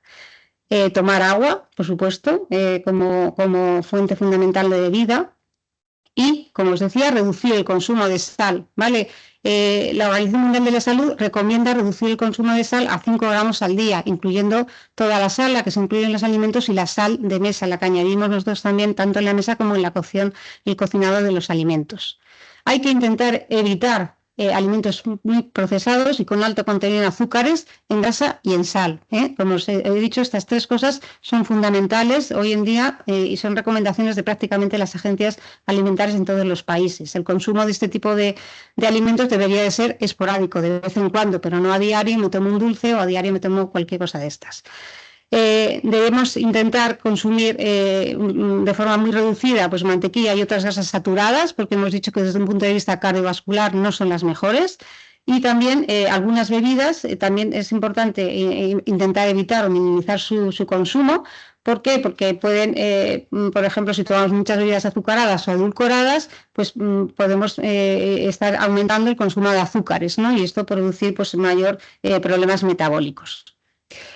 Vale, pero me ha dicho usted raciones. ¿Y cuánto es una ración? Bueno, pues aquí os presento lo que sería una ración de los diferentes alimentos. Cuando hablamos de hortalizas, por ejemplo, las raciones serían 150, 200 gramos.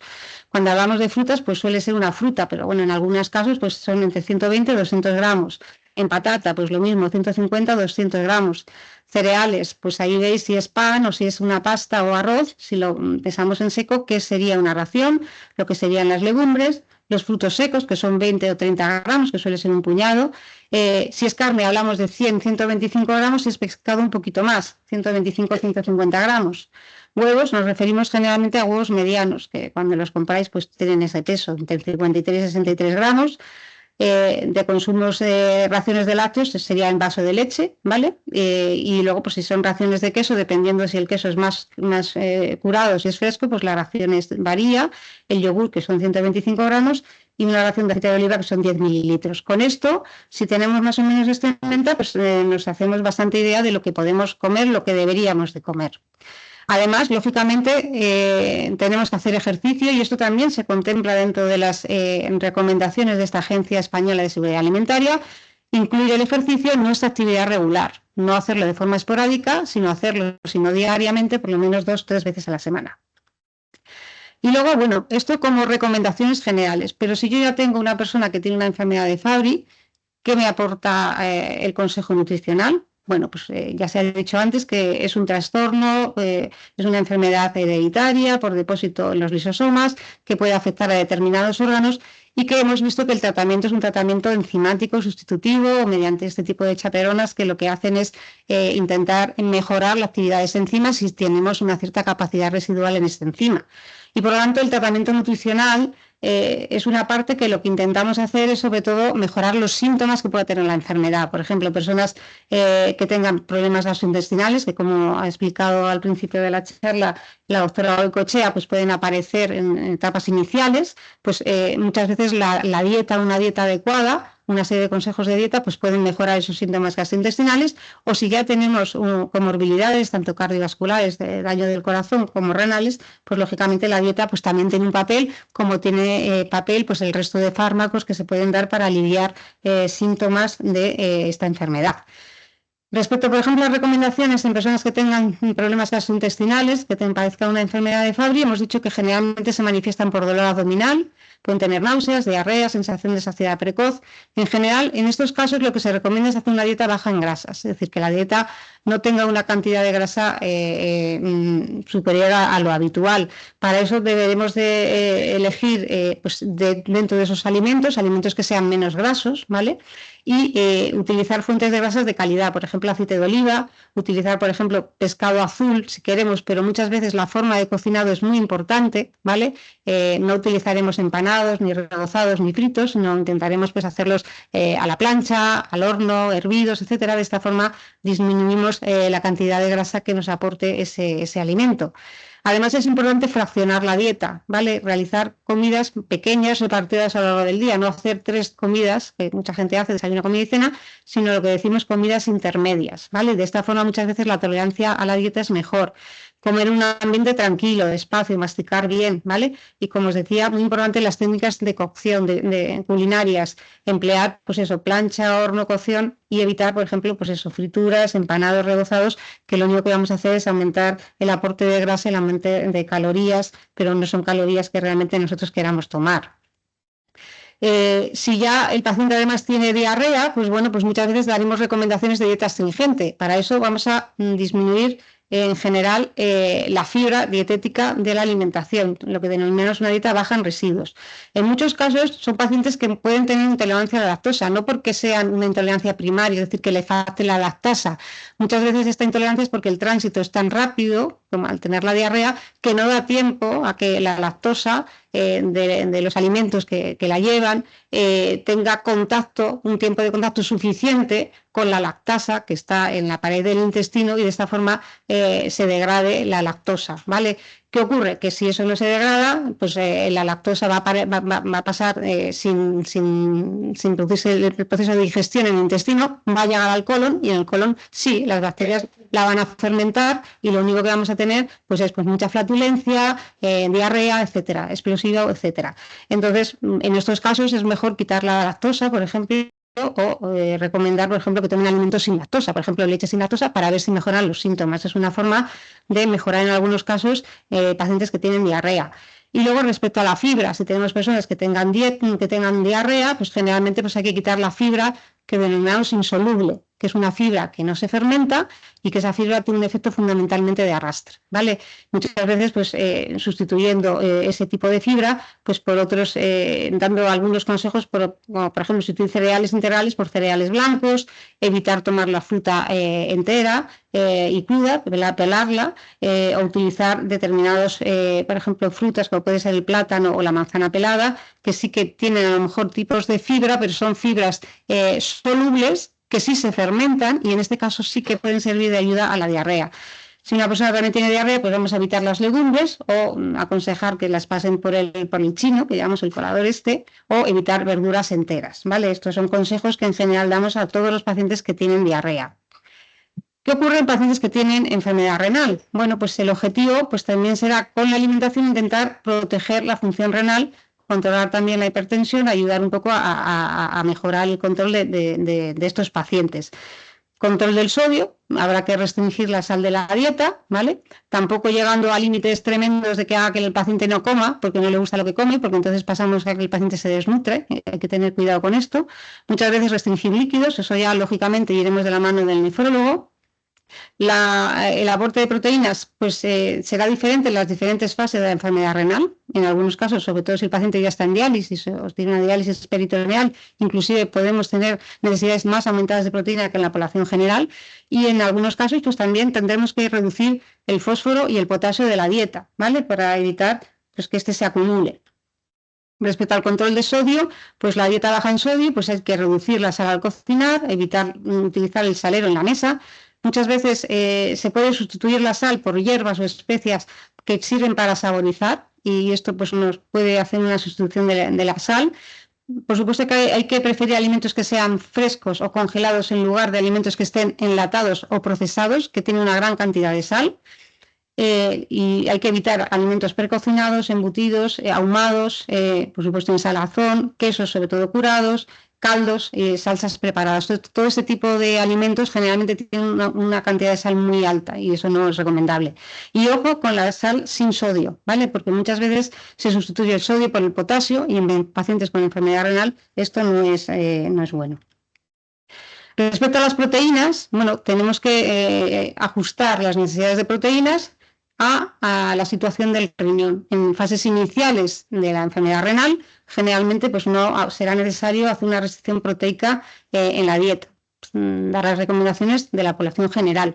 Cuando ya la enfermedad renal avanza y sobre todo si vemos que está avanzando rápidamente, ahí sí que puede ser necesaria una restricción proteica transitoria hasta que ya el paciente entra en diálisis. Una vez que el paciente entra en diálisis, al revés, las necesidades proteicas están aumentadas, porque si no lo que vamos a hacer es que ese paciente se va a desnutrir y va a tener una disminución inclusive de parámetros que se relacionan con las proteínas, que son las proteínas viscerales, como son la albúmina, la prealbúmina, etcétera. Entonces, en esos casos, en pacientes ya que se están dializando, tanto en hemodiálisis como en diálisis peritoneal, tenemos que aumentar las proteínas de la dieta de nuevo. El fósforo, pues puede ser necesario también realizar una restricción del fósforo, especialmente en etapas avanzadas de la enfermedad renal. Y para eso tenemos que tener en cuenta que el fósforo, por un lado, tenemos alimentos ricos en proteínas que van a llevar fósforo orgánico, pero también los alimentos procesados que van a llevar fósforo inorgánico. Y este fósforo inorgánico se absorbe muy rápidamente, se absorbe en un 100%, ¿vale? Entonces, por lo tanto, hay que intentar evitar alimentos ultraprocesados, ¿vale? Todos los que vienen ahí, refrescos, quesos procesados, comida precocinada. Habrá que reducir fuentes de proteína animal, ¿vale? En estos casos, aumentar las fuentes de proteína vegetal y limitar el consumo de lácteos. Aquí veis un poco en semáforo, en rojo, los alimentos que se deberían delimitar, que serían los más ricos en fósforo, y en amarillo o en verde, los alimentos que deberíamos de priorizar, ¿vale? Respecto al aporte de fósforo en la dieta de pacientes que tengan enfermedad renal avanzada. Otro de los minerales que tenemos problemas muchas veces en la enfermedad renal es el potasio, ¿vale? Y también puede ser necesaria la restricción de potasio en algunos pacientes, especialmente en etapas avanzadas de la enfermedad renal. Decir que el potasio está presente en alimentos naturales que son beneficiosos, como pueden ser frutas y verduras, legumbres, frutos secos, pero también está presente en alimentos ultraprocesados, ¿vale? Que contienen potasio, por ejemplo, como aditivo. Entonces aquí sí que hay que intentar eliminar todo esto y eliminar un poco de lo anterior, pero intentar que también el paciente tiene que tomar de esos alimentos, sobre todo proteína de origen vegetal, ¿vale? Y ahí veis, dentro de los vegetales y dentro de el grupo de frutas y verduras y hortalizas, cuáles son las que tienen menor contenido en potasio, que son generalmente aquellas que, bueno, las enfermeras que trabajan en nefrología, pues son las que generalmente aconsejan tomar a los pacientes que tienen enfermedad renal avanzada. También hay formas de intentar disminuir el contenido en potasio desde los alimentos mediante un tratamiento culinario adecuado. Por ejemplo, en cuanto a las verduras y hortalizas, si las pelamos, las cortamos, las lavamos y las cocemos con mucha agua y luego tiramos ese agua, por ejemplo, las lavamos después, vamos a eliminar una gran cantidad de potasio, ¿eh? Entonces es una forma que hay que decírselo a los pacientes. También las legumbres, por ejemplo, el remojo, que es algo que yo creo que lo hacemos todos, o por lo menos yo lo hago, que lo he aprendido tradicionalmente, pues eso sirve para disminuir mucho el contenido de potasio de estos alimentos, de las legumbres. Si las cocemos igual con gran cantidad de agua, en olla a presión, eliminamos luego el agua de cocción, las escurrimos y las lavamos con agua, este tipo de maniobras respecto culinarias pues nos van a servir. Y como os decía antes, evitar la sal sin sodio porque está sustituida con potasio y en este caso pues no sería una alternativa. Y luego respecto al manejo del riesgo cardiovascular, el otro órgano importante que hemos visto que se daña en pacientes con la enfermedad de Fabry, pues hay que intentar reducir eventos cardiovasculares, accidentes cerebrovasculares, cardiopatía, etc. En estos casos lo que hay que hacer es las recomendaciones del estilo de vida saludable, lo que os he dicho al principio de la charla, intentar llevar un patrón de dieta mediterránea, que es una dieta que sea pues, rica en frutas, verduras, legumbres, cereales integrales, aceite de oliva, ¿vale? Excepto, por ejemplo, en pacientes que tengan diarrea, pues en esos brotes de diarrea. Consumir proteína preferentemente de origen de pescado, más azul que blanco, y de aves, generalmente pues carnes magras, moderar la carne roja y eliminar las carnes procesadas.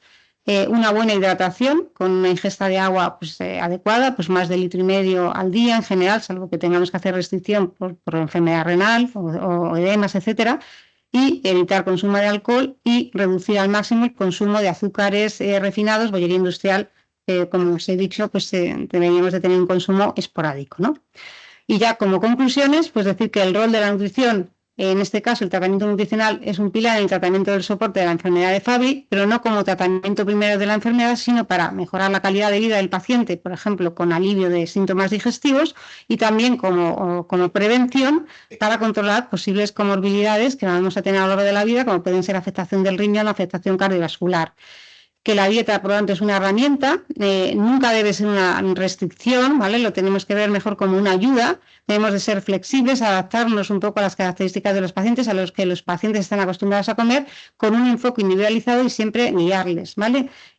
Dependiendo de las características de los síntomas que tenga el paciente, pues así deberemos de intentar adaptarles la dieta para que puedan llevarla lo mejor posible a lo largo de la vida. Y pues bueno, pues si se necesita la guía de algún profesional, pues lógicamente pues los dietistas, nutricionistas, pues serían las personas adecuadas para intentar adaptar esta dieta, esta alimentación e intentar, si podemos, evitar la progresión de alguna de los órganos diana en los cuales pues la enfermedad está atacando. Y con esto pues yo creo que termino. Muchas gracias.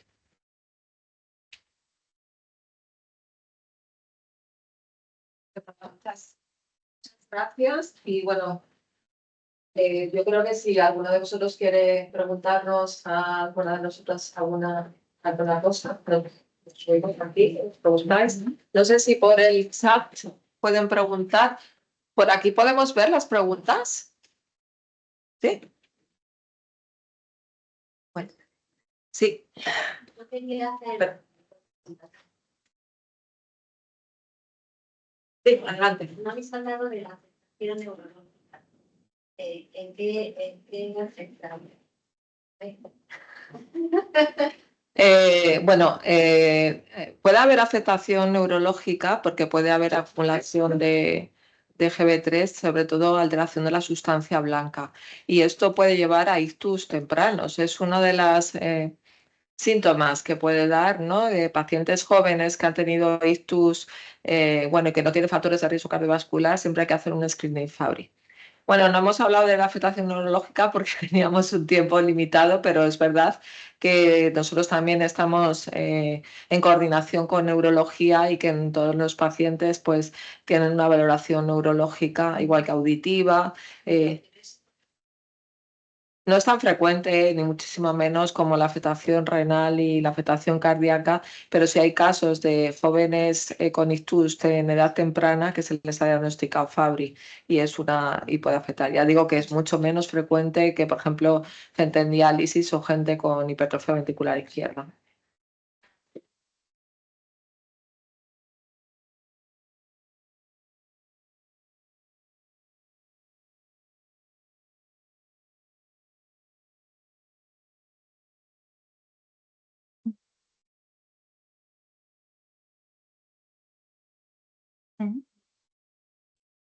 pero o sea, esto, y entonces le hicieron pues hicieron exámenes para ver el tema genético y bueno, curiosamente el cardiólogo se quedó sorprendido porque lo que le dio fue Fabry, hizo más pruebas, le hizo la prueba enzimática y tal. Bueno, nos dijo, esto fue en un hospital privado, nos dijo que nos fuéramos a uno público, el que no correspondía era el Hospital Infanta Sofía, y bueno, pues ahí están mirando de aquella manera, que yo tampoco lo veo así como muy exhaustivo, y porque como se estaba hablando de biopsia, pues por eso quería preguntarte.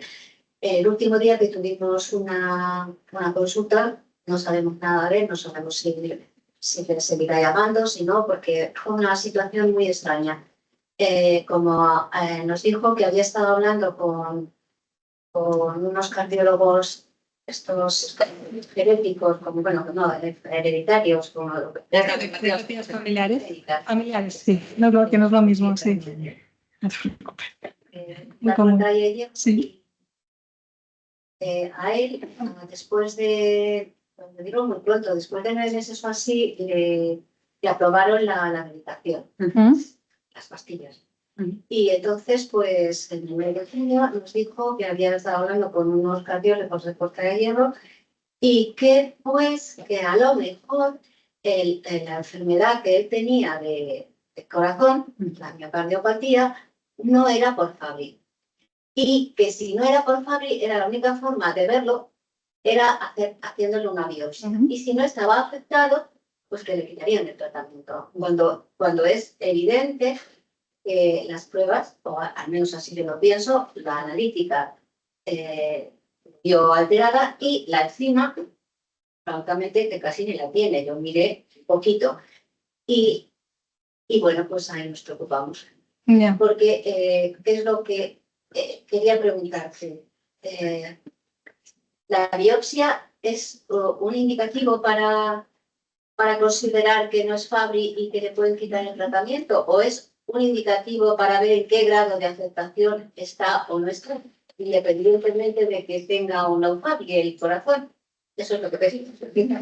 Sí. ¿Me explica? Porque Sí, muy bien. Bueno, yo creo que, bueno, a ver, la verdad es que estás ilustrando un caso pues que es muy paradigmático de por qué las personas que tienen enfermedades raras tienen que verse en centros con experiencia, ¿vale? Porque, bueno, y eso está estipulado así en la Comunidad de Madrid y hay una serie de centros que están designados para eso, ¿vale? Entonces, bueno, pues ya lo hemos dicho, el diagnóstico de la enfermedad de Fabry no siempre es fácil. Es verdad que en los hombres suele ser más fácil que en las mujeres, pero bueno, aún así te puedes encontrar con casos un poco complejos, ¿no? Entonces, ya os he dicho que uno de los síntomas con los que uno puede debutar es con angina de pecho y entonces, bueno, pues ahí no es la foto típica del Fabry. Y cuando a una persona adulta, a un hombre adulto, se le ve que el corazón está hipertrófico, pues es que la miocardiopatía hipertrófica tiene un espectro de causas muy grande. Entonces, o sea, desconozco exactamente cuál ha sido la secuencia del diagnóstico en vuestro caso, pero entiendo que inicialmente no se pensó en Fabry y lo que se hizo fue hacer un estudio genético general y probablemente en el estudio genético general es donde saltó que había una alteración en el gen del GLA, ¿no? Que es el que codifica para esto. Entonces, ¿qué ocurre? Pues que si solamente nos quedamos ahí, ¿vale? Hay que... Claro, es lo que voy. Entonces, con la interpretación genética del Fabry tampoco es sencilla. Esto es algo de lo que no se ha hablado, como dice María, no me da tiempo, pero bueno, hay que estar seguro que la variante que se está viendo es una variante que causa la enfermedad, ¿vale?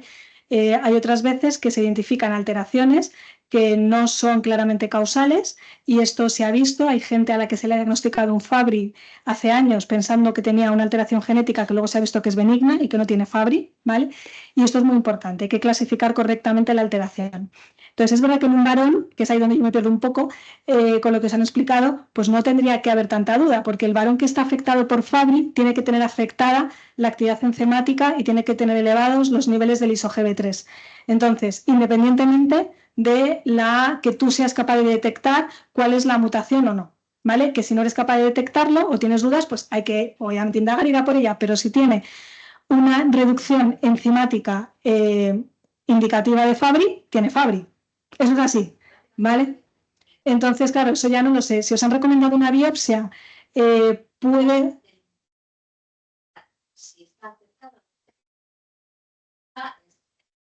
Sí. Por favor. Claro, pero bueno, ya me da lugar a pensar que a lo mejor esa variante no es tan relevante como parecía al principio. Entonces, en cualquier caso, o sea, habría que verlo estrictamente, ¿no? Pero es una recomendación un poco extraña siempre y cuando el estudio enzimático no dé lugar a dudas, ¿vale? Si el estudio enzimático no da lugar a dudas, pues bueno, esto es una enfermedad de Fabry. Otra cosa es que la variante no se haya podido detectar bien y entonces, en ese caso, ellos quieran cerciorarse y tener un diagnóstico confirmativo de la enfermedad y ahí se puede ir a una biopsia endomiocárdica, ¿vale? La biopsia no te va a decir, no te va a dar una idea de mayor o menor grado de afectación, te va a confirmar o no el diagnóstico. Y efectivamente es la prueba FETEN para confirmar porque tú estás viendo que hay depósito de lípidos en las células del corazón. Pero puede ser que por ejemplo, no esté el corazón afectado, por ejemplo, si es el riñón o no. ¿Que no esté el corazón afectado, pero sí el riñón? Sí, puede ser, puede ser. Si le hacen la biopsia,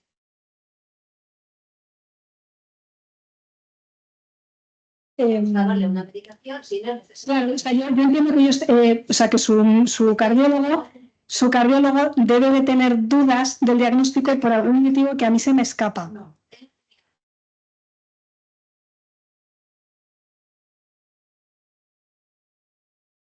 Sí, con los compañeros de Puerta Hierro, que también son centros de referencia. Yo lo único que recomiendo es que pidáis una segunda opinión.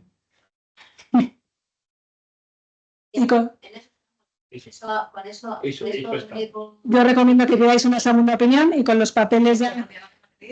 Pues ir al médico que quieres, que Sí. más si eres Jesús. Sí, Sí, sí, sí. puedes venir a Gregorio Marañón. Luego os facilitamos el. Este centro, este es sur. No. Entonces, cualquiera de Madrid y de fuera de Madrid. O sea, yo esto lo Puede aclaro. venir a Gregorio Marañón. O sea, en términos generales, esto es algo que es verdad que es algo que no está excesivamente publicitado en la población general y debería hacerse por parte del Ministerio, pero precisamente para evitar este tipo de problemas.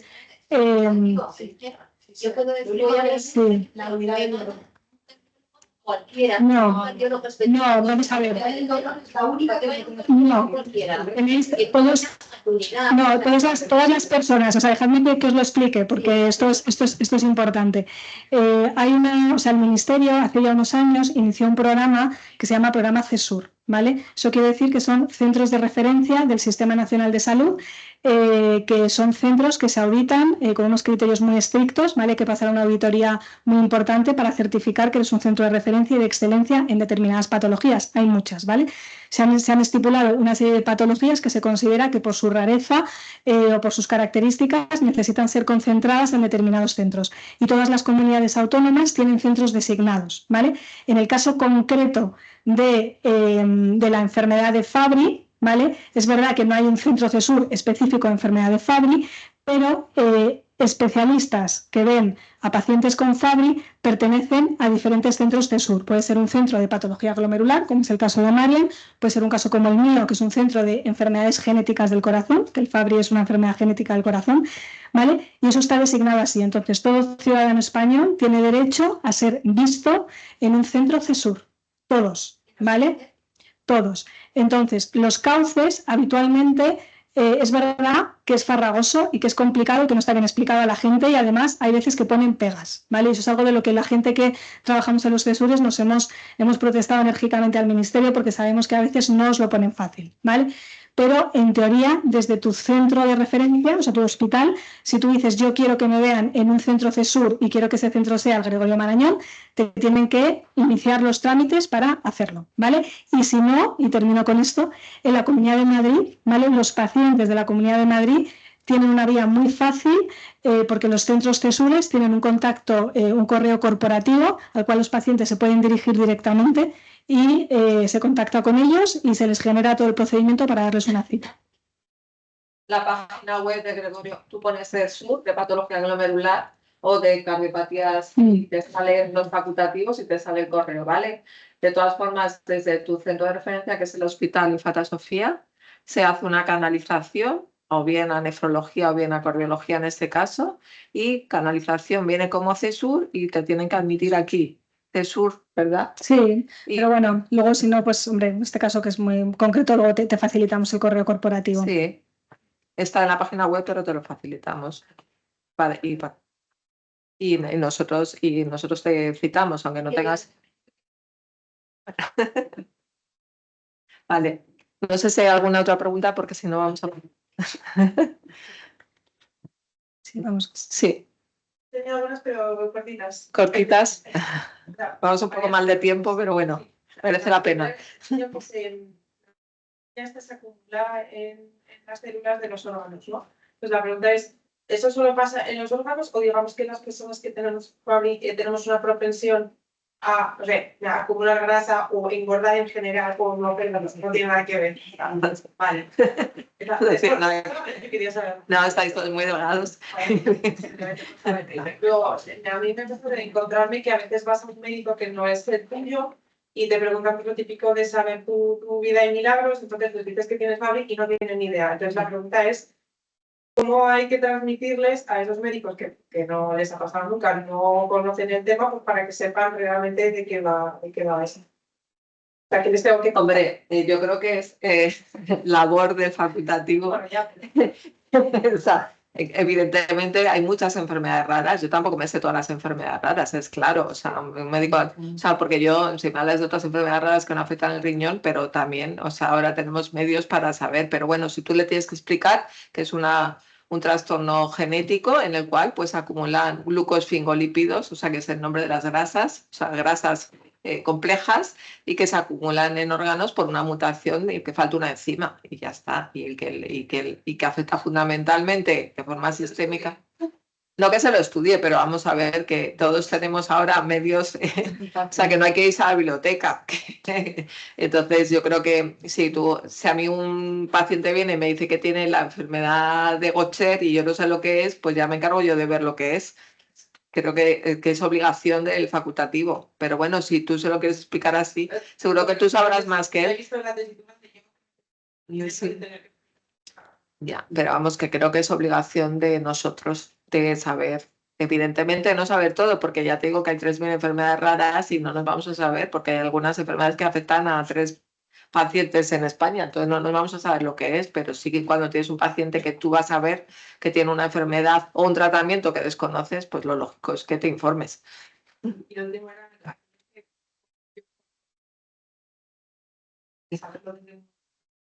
¿en qué momento se estima que es como el momento que hay que iniciar todas estas cosas de tratamientos pues, para que no llegue a una fase pues, más severa? O sea, que lo sabes ese porque tienes padre, ¿no? Yo tengo el 100% garantizado. Claro. Hombre, yo creo que lo hemos dicho al finalizar. O sea, lo primero es complicado en todas estas enfermedades raras conocer algo desde muy pequeño, ¿no? Y a veces cuando se puede obviar, pero aquí no vas a obviar, pues porque claro, lo tienes en la cabeza, pero yo creo que tú sí que debes tener un seguimiento, ¿no? Anual, que seguro anual. El nefrólogo, cardiólogo, si aquí estás en un cardiólogo, nosotros estamos totalmente comunicados, o sea, que está en el cardiólogo le va a medir la función renal y no pasa nada por ir una vez al médico y que te sigamos, ¿no? Porque ante la mínima vamos a estar ahí. Y yo creo que todo el mundo que es mujer, aunque es mujer, que tenga enfermedad de Fabry debería tener una analítica de sangre y orina anualmente y, ¿por qué no, una prueba cardíaca, ¿no? Un un ecocardiograma. Sí, te vas a tener que seguir con nosotros anualmente. Vale, alguna pregunta. Sí.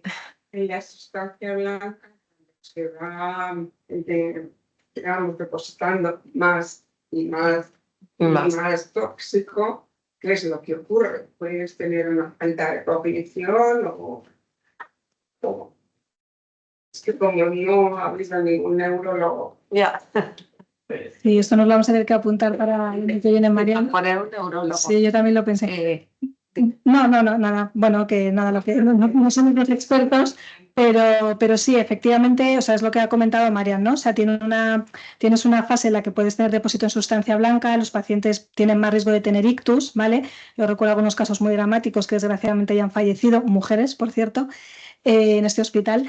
Y efectivamente con el paso del tiempo sí que puedes tener cierto deterioro cognitivo. No es habitual, afortunadamente.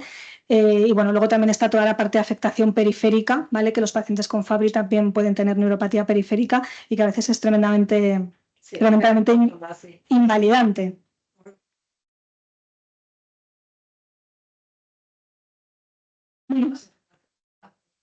Sí, afectación de los nervios, digamos, más periféricos que dan lugar a sensación de acorchamiento, pues incluso dolores a veces muy incapacitantes, que a veces incluso pueden ser el único síntoma por encima de todo lo demás y que es muy difícil, si no piensas en la enfermedad, en hacer el diagnóstico.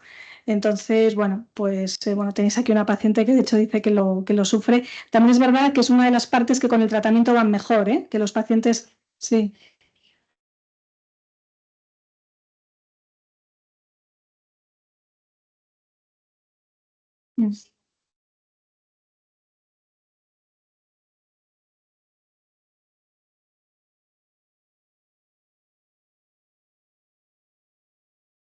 Bueno, hay que ver. Hay que verlo, claro. Es que puede ser o puede no ser.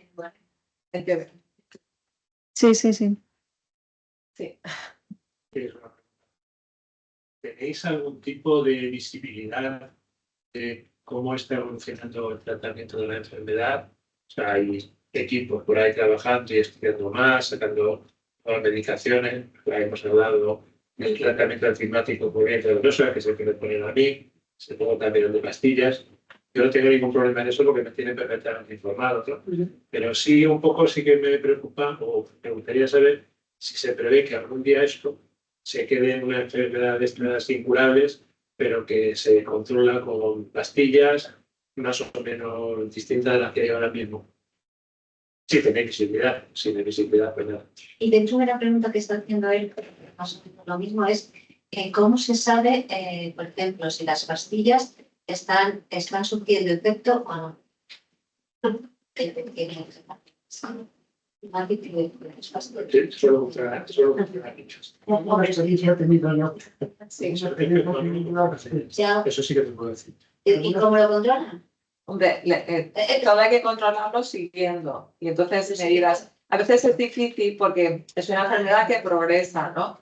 Es una enfermedad que progresa y a veces no sabes si el empeoramiento o la no mejoría en paciente es progresión de la enfermedad o es a raíz de que el medicamento no va bien. Pero tenemos algunos marcadores para ver si va bien o no va bien. Y todos los que estáis aquí tratados tenéis pruebas a nivel cardíaco, a nivel renal, pues para ver si esto empeora o no empeora. Entonces hemos tenido casos y alguno pues está en cardiología y lo conocemos porque lo conocemos tanto ellos que hemos empezado con un tratamiento y hemos visto que algo no iba bien y hemos intentado ver por qué no iba bien y hemos llegado hasta hacer una biopsia, ¿no? Si no mal no recuerdo, y hemos cambiado de tratamiento porque pensábamos que no le estaba yendo bien, o sea que hay investigación, hay ensayos clínicos pues, en diferentes niveles. Bueno, ellos están participando de diferentes moléculas que ofrecen pues, cosas diferentes, como por ejemplo un tratamiento en vez de cada 14 días mensual, o por ejemplo las pastillas también se está investigando en otros tipos de chaperonas o en la unión, y sí que hay investigación para mejorar. Incluso terapias génicas, entonces eso será el futuro, pero sí que hay investigación en relación a medicamentos futuro. Hay ensayos clínicos y hay casas que están apostando por nuevas moléculas. Sí, o sea, yo como os decía, esto es importante porque o sea, no se os puede mentir, ¿no? O sea, esta es una enfermedad que tiene una parte muy mala y que es una enfermedad, la parte mala es que es muy rara y que a día de hoy desgraciadamente es incurable. La parte buena es que habitualmente suele ser muy lentamente progresiva y tenemos tiempo suficiente para ir tomando las decisiones con cabeza y de manera consensuada con otros especialistas. Entonces, lo que es verdad es que no hay ningún tratamiento que modifique la mortalidad de los pacientes, eso es así, y no hay ningún tratamiento curativo a día de hoy. Es decir, no podemos, digamos, eliminar eso que se está depositando de más. Lo que sí podemos hacer es estabilizar la enfermedad, eso sí.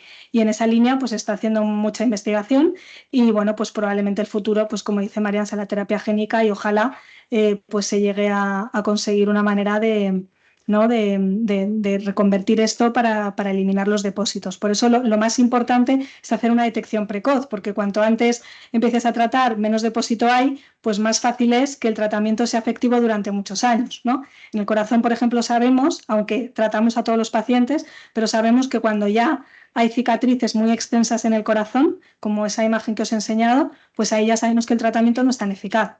A pesar de todo lo damos, pero sabemos que ahí quizás pues no va a ir tan bien. Bueno, yo creo que vamos a dejar a Jordi con algunos pacientes aquí del hospital que van a hacer un pequeño diálogo, sobre todo que hablen los pacientes, que es lo importante. Entonces, Francisco, ¿Cómo se llama? Jessica y no, Carlos, ¿verdad? Carlos. Y Carlos. Se suben con Jordi.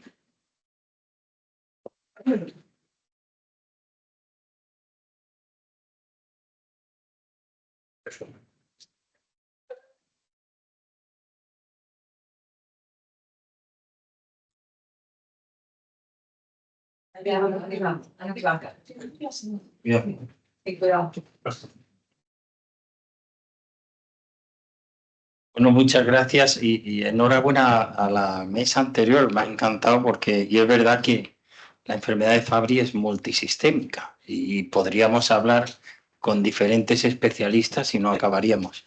Y sobre las cuestiones, yo no quería interrumpir, ¿no?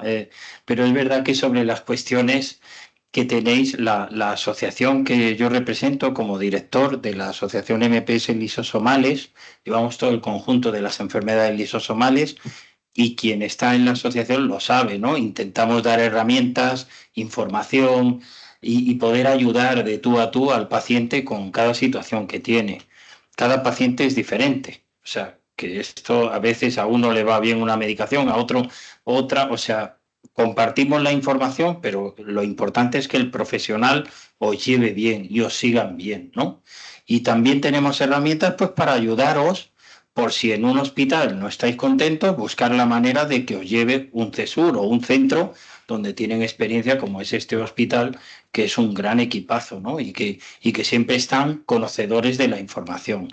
Lo más último de información de la enfermedad lo tenemos nosotros, la Asociación de Pacientes, porque buscamos ensayos, los traemos a Europa, a España, e intentamos de que cualquier centro, eso sí, cualquier centro pueda llevar un ensayo para poner en marcha pues algo nuevo, ¿no? O sea que la enfermedad de Fabry dentro de todas las enfermedades también y con la situación que tiene, yo siempre digo que es una enfermedad privilegiada desde cierto punto de vista, porque llevamos muchas enfermedades que son muy desgraciadas, ¿no? Pero en esta pues hay un buen seguimiento, un buen conocimiento, se diagnostica rápido si lo coge bien un experto, se mira a toda la familia y yo creo que lo importante es eso, ¿no? Tener un equipo detrás, tener una asociación también que te puede dar respuesta a lo que necesites. No es obligado, pero sí que es bueno pues tener una información y preguntar. Y lo bueno es que tenemos hilo directo y somos capaces de poder hablar con los doctores, oye, pasa esto, puedes mirar o cómo hacemos aquí o allá, ¿no? Y yo creo que eso es importantísimo de que lo sepáis, ¿vale? Y luego pues en esta mesa, pues bueno, deciros que yo encantado de estar aquí, de teneros, cómo no, y bueno, y saber un poco que son cuestiones para todos, todos las tenéis también, ¿no? Pero nosotros como movimiento asociativo intentamos también cada vez conocer más, ¿no? Conocer más cuáles son las inquietudes para desde nuestro lado poder ayudar todo lo máximo, ¿no? Y bueno, la enfermedad de Fabry no deja de ser pues una situación difícil en el diagnóstico. Como hemos visto, no cualquiera sabe que los síntomas que tiene puede ser una enfermedad de Fabry. Pues lo importante es eso, ¿no? Saber cómo se ha vivido ese momento del diagnóstico, cómo se lleva también en ese momento con el entorno de la familia, cómo lo veis vosotros desde ese momento que ocurrió, ¿no? De diagnóstico y sabiendo que además es una enfermedad hereditaria, ¿no? ¿Cuál fue vuestro pensamiento, vuestro impacto? Y si fue de familiar, ¿no? Pues en tu caso, pues cómo se llevó a través de Manuela, ¿no? O a través de la familia, cómo se llevó ese tema. ¿Quieres empezar tú? Venga, Pues yo en mi caso me llamo Jessica, soy hija de Manuela, ella sí que está con tratamiento intravenoso. Para mí fue un impacto, la verdad es que tuvimos mucha suerte porque fue a través de una intervención de un túnel carpiano, acudió al Hospital del Sureste en Arganda y tocó con un cardiólogo que había trabajado en la unidad de cardiopatía familiares en el Marañón. Él no dudó, la averiguó enseguida al Marañón, hicieron las pruebas muy rápido y la verdad es que lo diagnosticaron muy rápido y enseguida nos lo hicieron a los hermanos de mi madre y a mí. Y yo he salido la única con la afectación de la portadora. Y es verdad que yo me siento súper arropada, podemos decir mi madre y yo que cada vez que he necesitado todo el equipo de cardiopatías, muy bien. Mi madre ha tenido muchos más problemas, que es la que tiene más secuelas con la enfermedad y con todo. Y la verdad es que muy bien. Fue un impacto muy duro porque yo me sentí muy joven, la afectación de que quería ser madre, la cardióloga me lo explicó todo súper bien, se puso enseguida el proceso todo súper rápido para poderlo llevar a cabo y fue duro, sí ha sido duro, porque me tiré para la fecundación in vitro cerca de 4 años. Pero bueno, tengo afectaciones, tengo las palpitaciones, tengo puesto un reviver para controlarlo, tengo síncope, pero me hacen todos los controles todos los años y la verdad es que yo me siento muy arropada y mi madre también. Puedo dar las gracias de la situación. ¿Tú? Yo soy Carlos. A mí me diagnosticaron muy tarde. ¿Se oye bien? Hace como 11 años. Entonces, pues, lo asimilé con bastante naturalidad. Pero claro, lógicamente, piensas en los que vienen detrás, sobre todo en mi hija. He estado en tratamiento con Micalastat durante 6-7 años, pero aquello no dio suficiente, no fue suficiente y tuve que pasar al tratamiento enzimático a partir del día 31 de agosto del año pasado. Y desde esa fecha estoy en ese tratamiento. Pues lógicamente yo me siento bien, físicamente me siento bien. Todos los días pues me doy un buen paseo andando, además de una forma ágil. Y es que la verdad es que yo no siento nada extraño, ni tengo síncopes, ni tengo mareos, no. Me encuentro bien, físicamente me encuentro bien, a pesar de que también estoy pues afectado por otra enfermedad, que es el mieloma múltiple. Sí.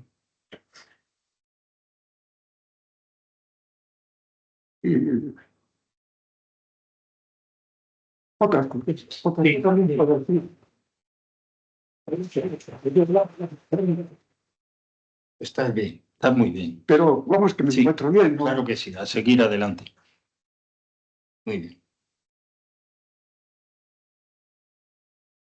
Hola, yo soy Paco.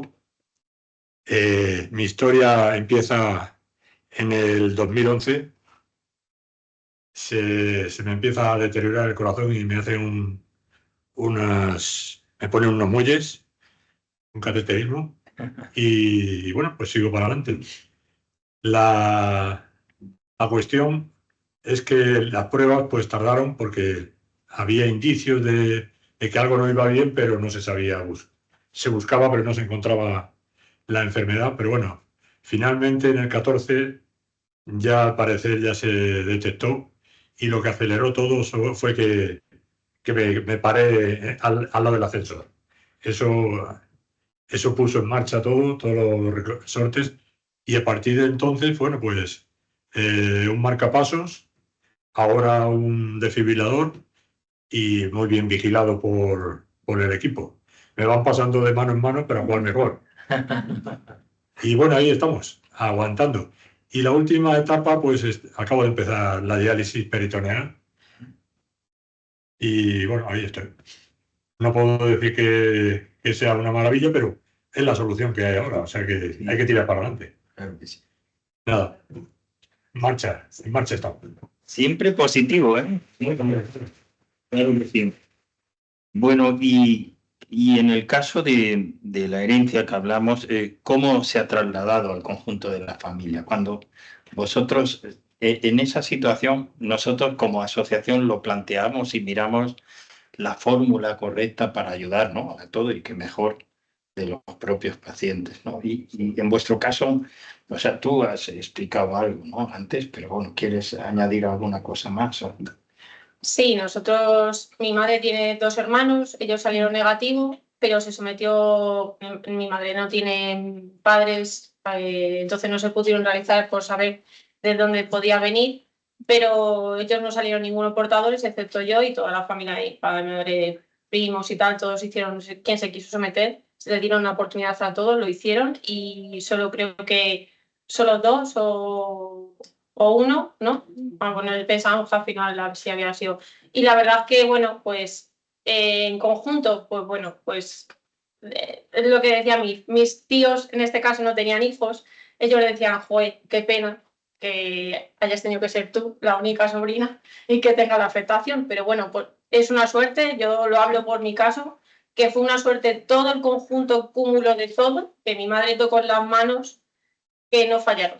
Y es verdad que para mí ha sido una suerte y poder tener que me lo diagnostiquen, realizar todas las pruebas rápido por no tener, porque yo ya quería tener una niña. Y si hubiera tenido una niña, pues, podría ser portadora. Por cómo fue las determinaciones genéticas que salieron portadores todos. Todos. Entonces es verdad que fue una suerte y bueno, pues controlándolo con ellos, toda la sintomatología que va apareciendo y todas las dudas que van apareciendo y la verdad, pero bueno, la verdad está bastante bien. En mi caso, hay 2 hermanas que no fueron negativos. Soy el único que lo heredó. Y 2 hijas que lógicamente son portadoras. Entonces han tenido hijos y afortunadamente no tienen la enfermedad de Fabry. Han hecho ya las pruebas y no tienen la enfermedad de Fabry. Y en fin, nada más. Bueno, en mi caso, tengo 2 hermanos y los 2 están limpios. Y yo pues tengo una hija que creemos que puede estar afectada, pero lo tiene asumido y lo vemos como una ventaja el saberlo. Claro. El saberlo te puedes defender. Si no lo sabes, es difícil que te puedas defender. Por ese lado es bueno, ella es consciente, además está estudiando temas sanitarios y no ve ningún problema. Es bueno saber que la tiene. Eso es lo que es una ventaja. Creo que es una ventaja. Nosotros en nuestro registro en la asociación a veces nos pasa que tenemos familiares que nos llegan, ¿no? Y dice, tengo Fabry y nos da los datos y tal, y decimos, pero si hay otro que tiene...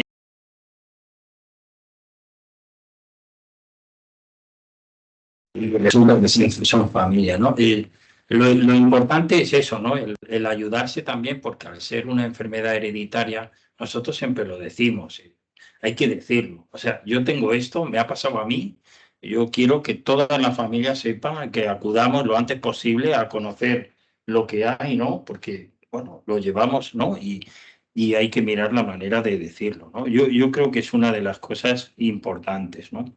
Y más siendo una enfermedad que es bien seguida, que tiene grandes profesionales, que hay tratamientos, que, o sea, se pueden hacer cosas, ¿no? Yo creo que cuanto antes se atienda, mucho mejor, ¿no?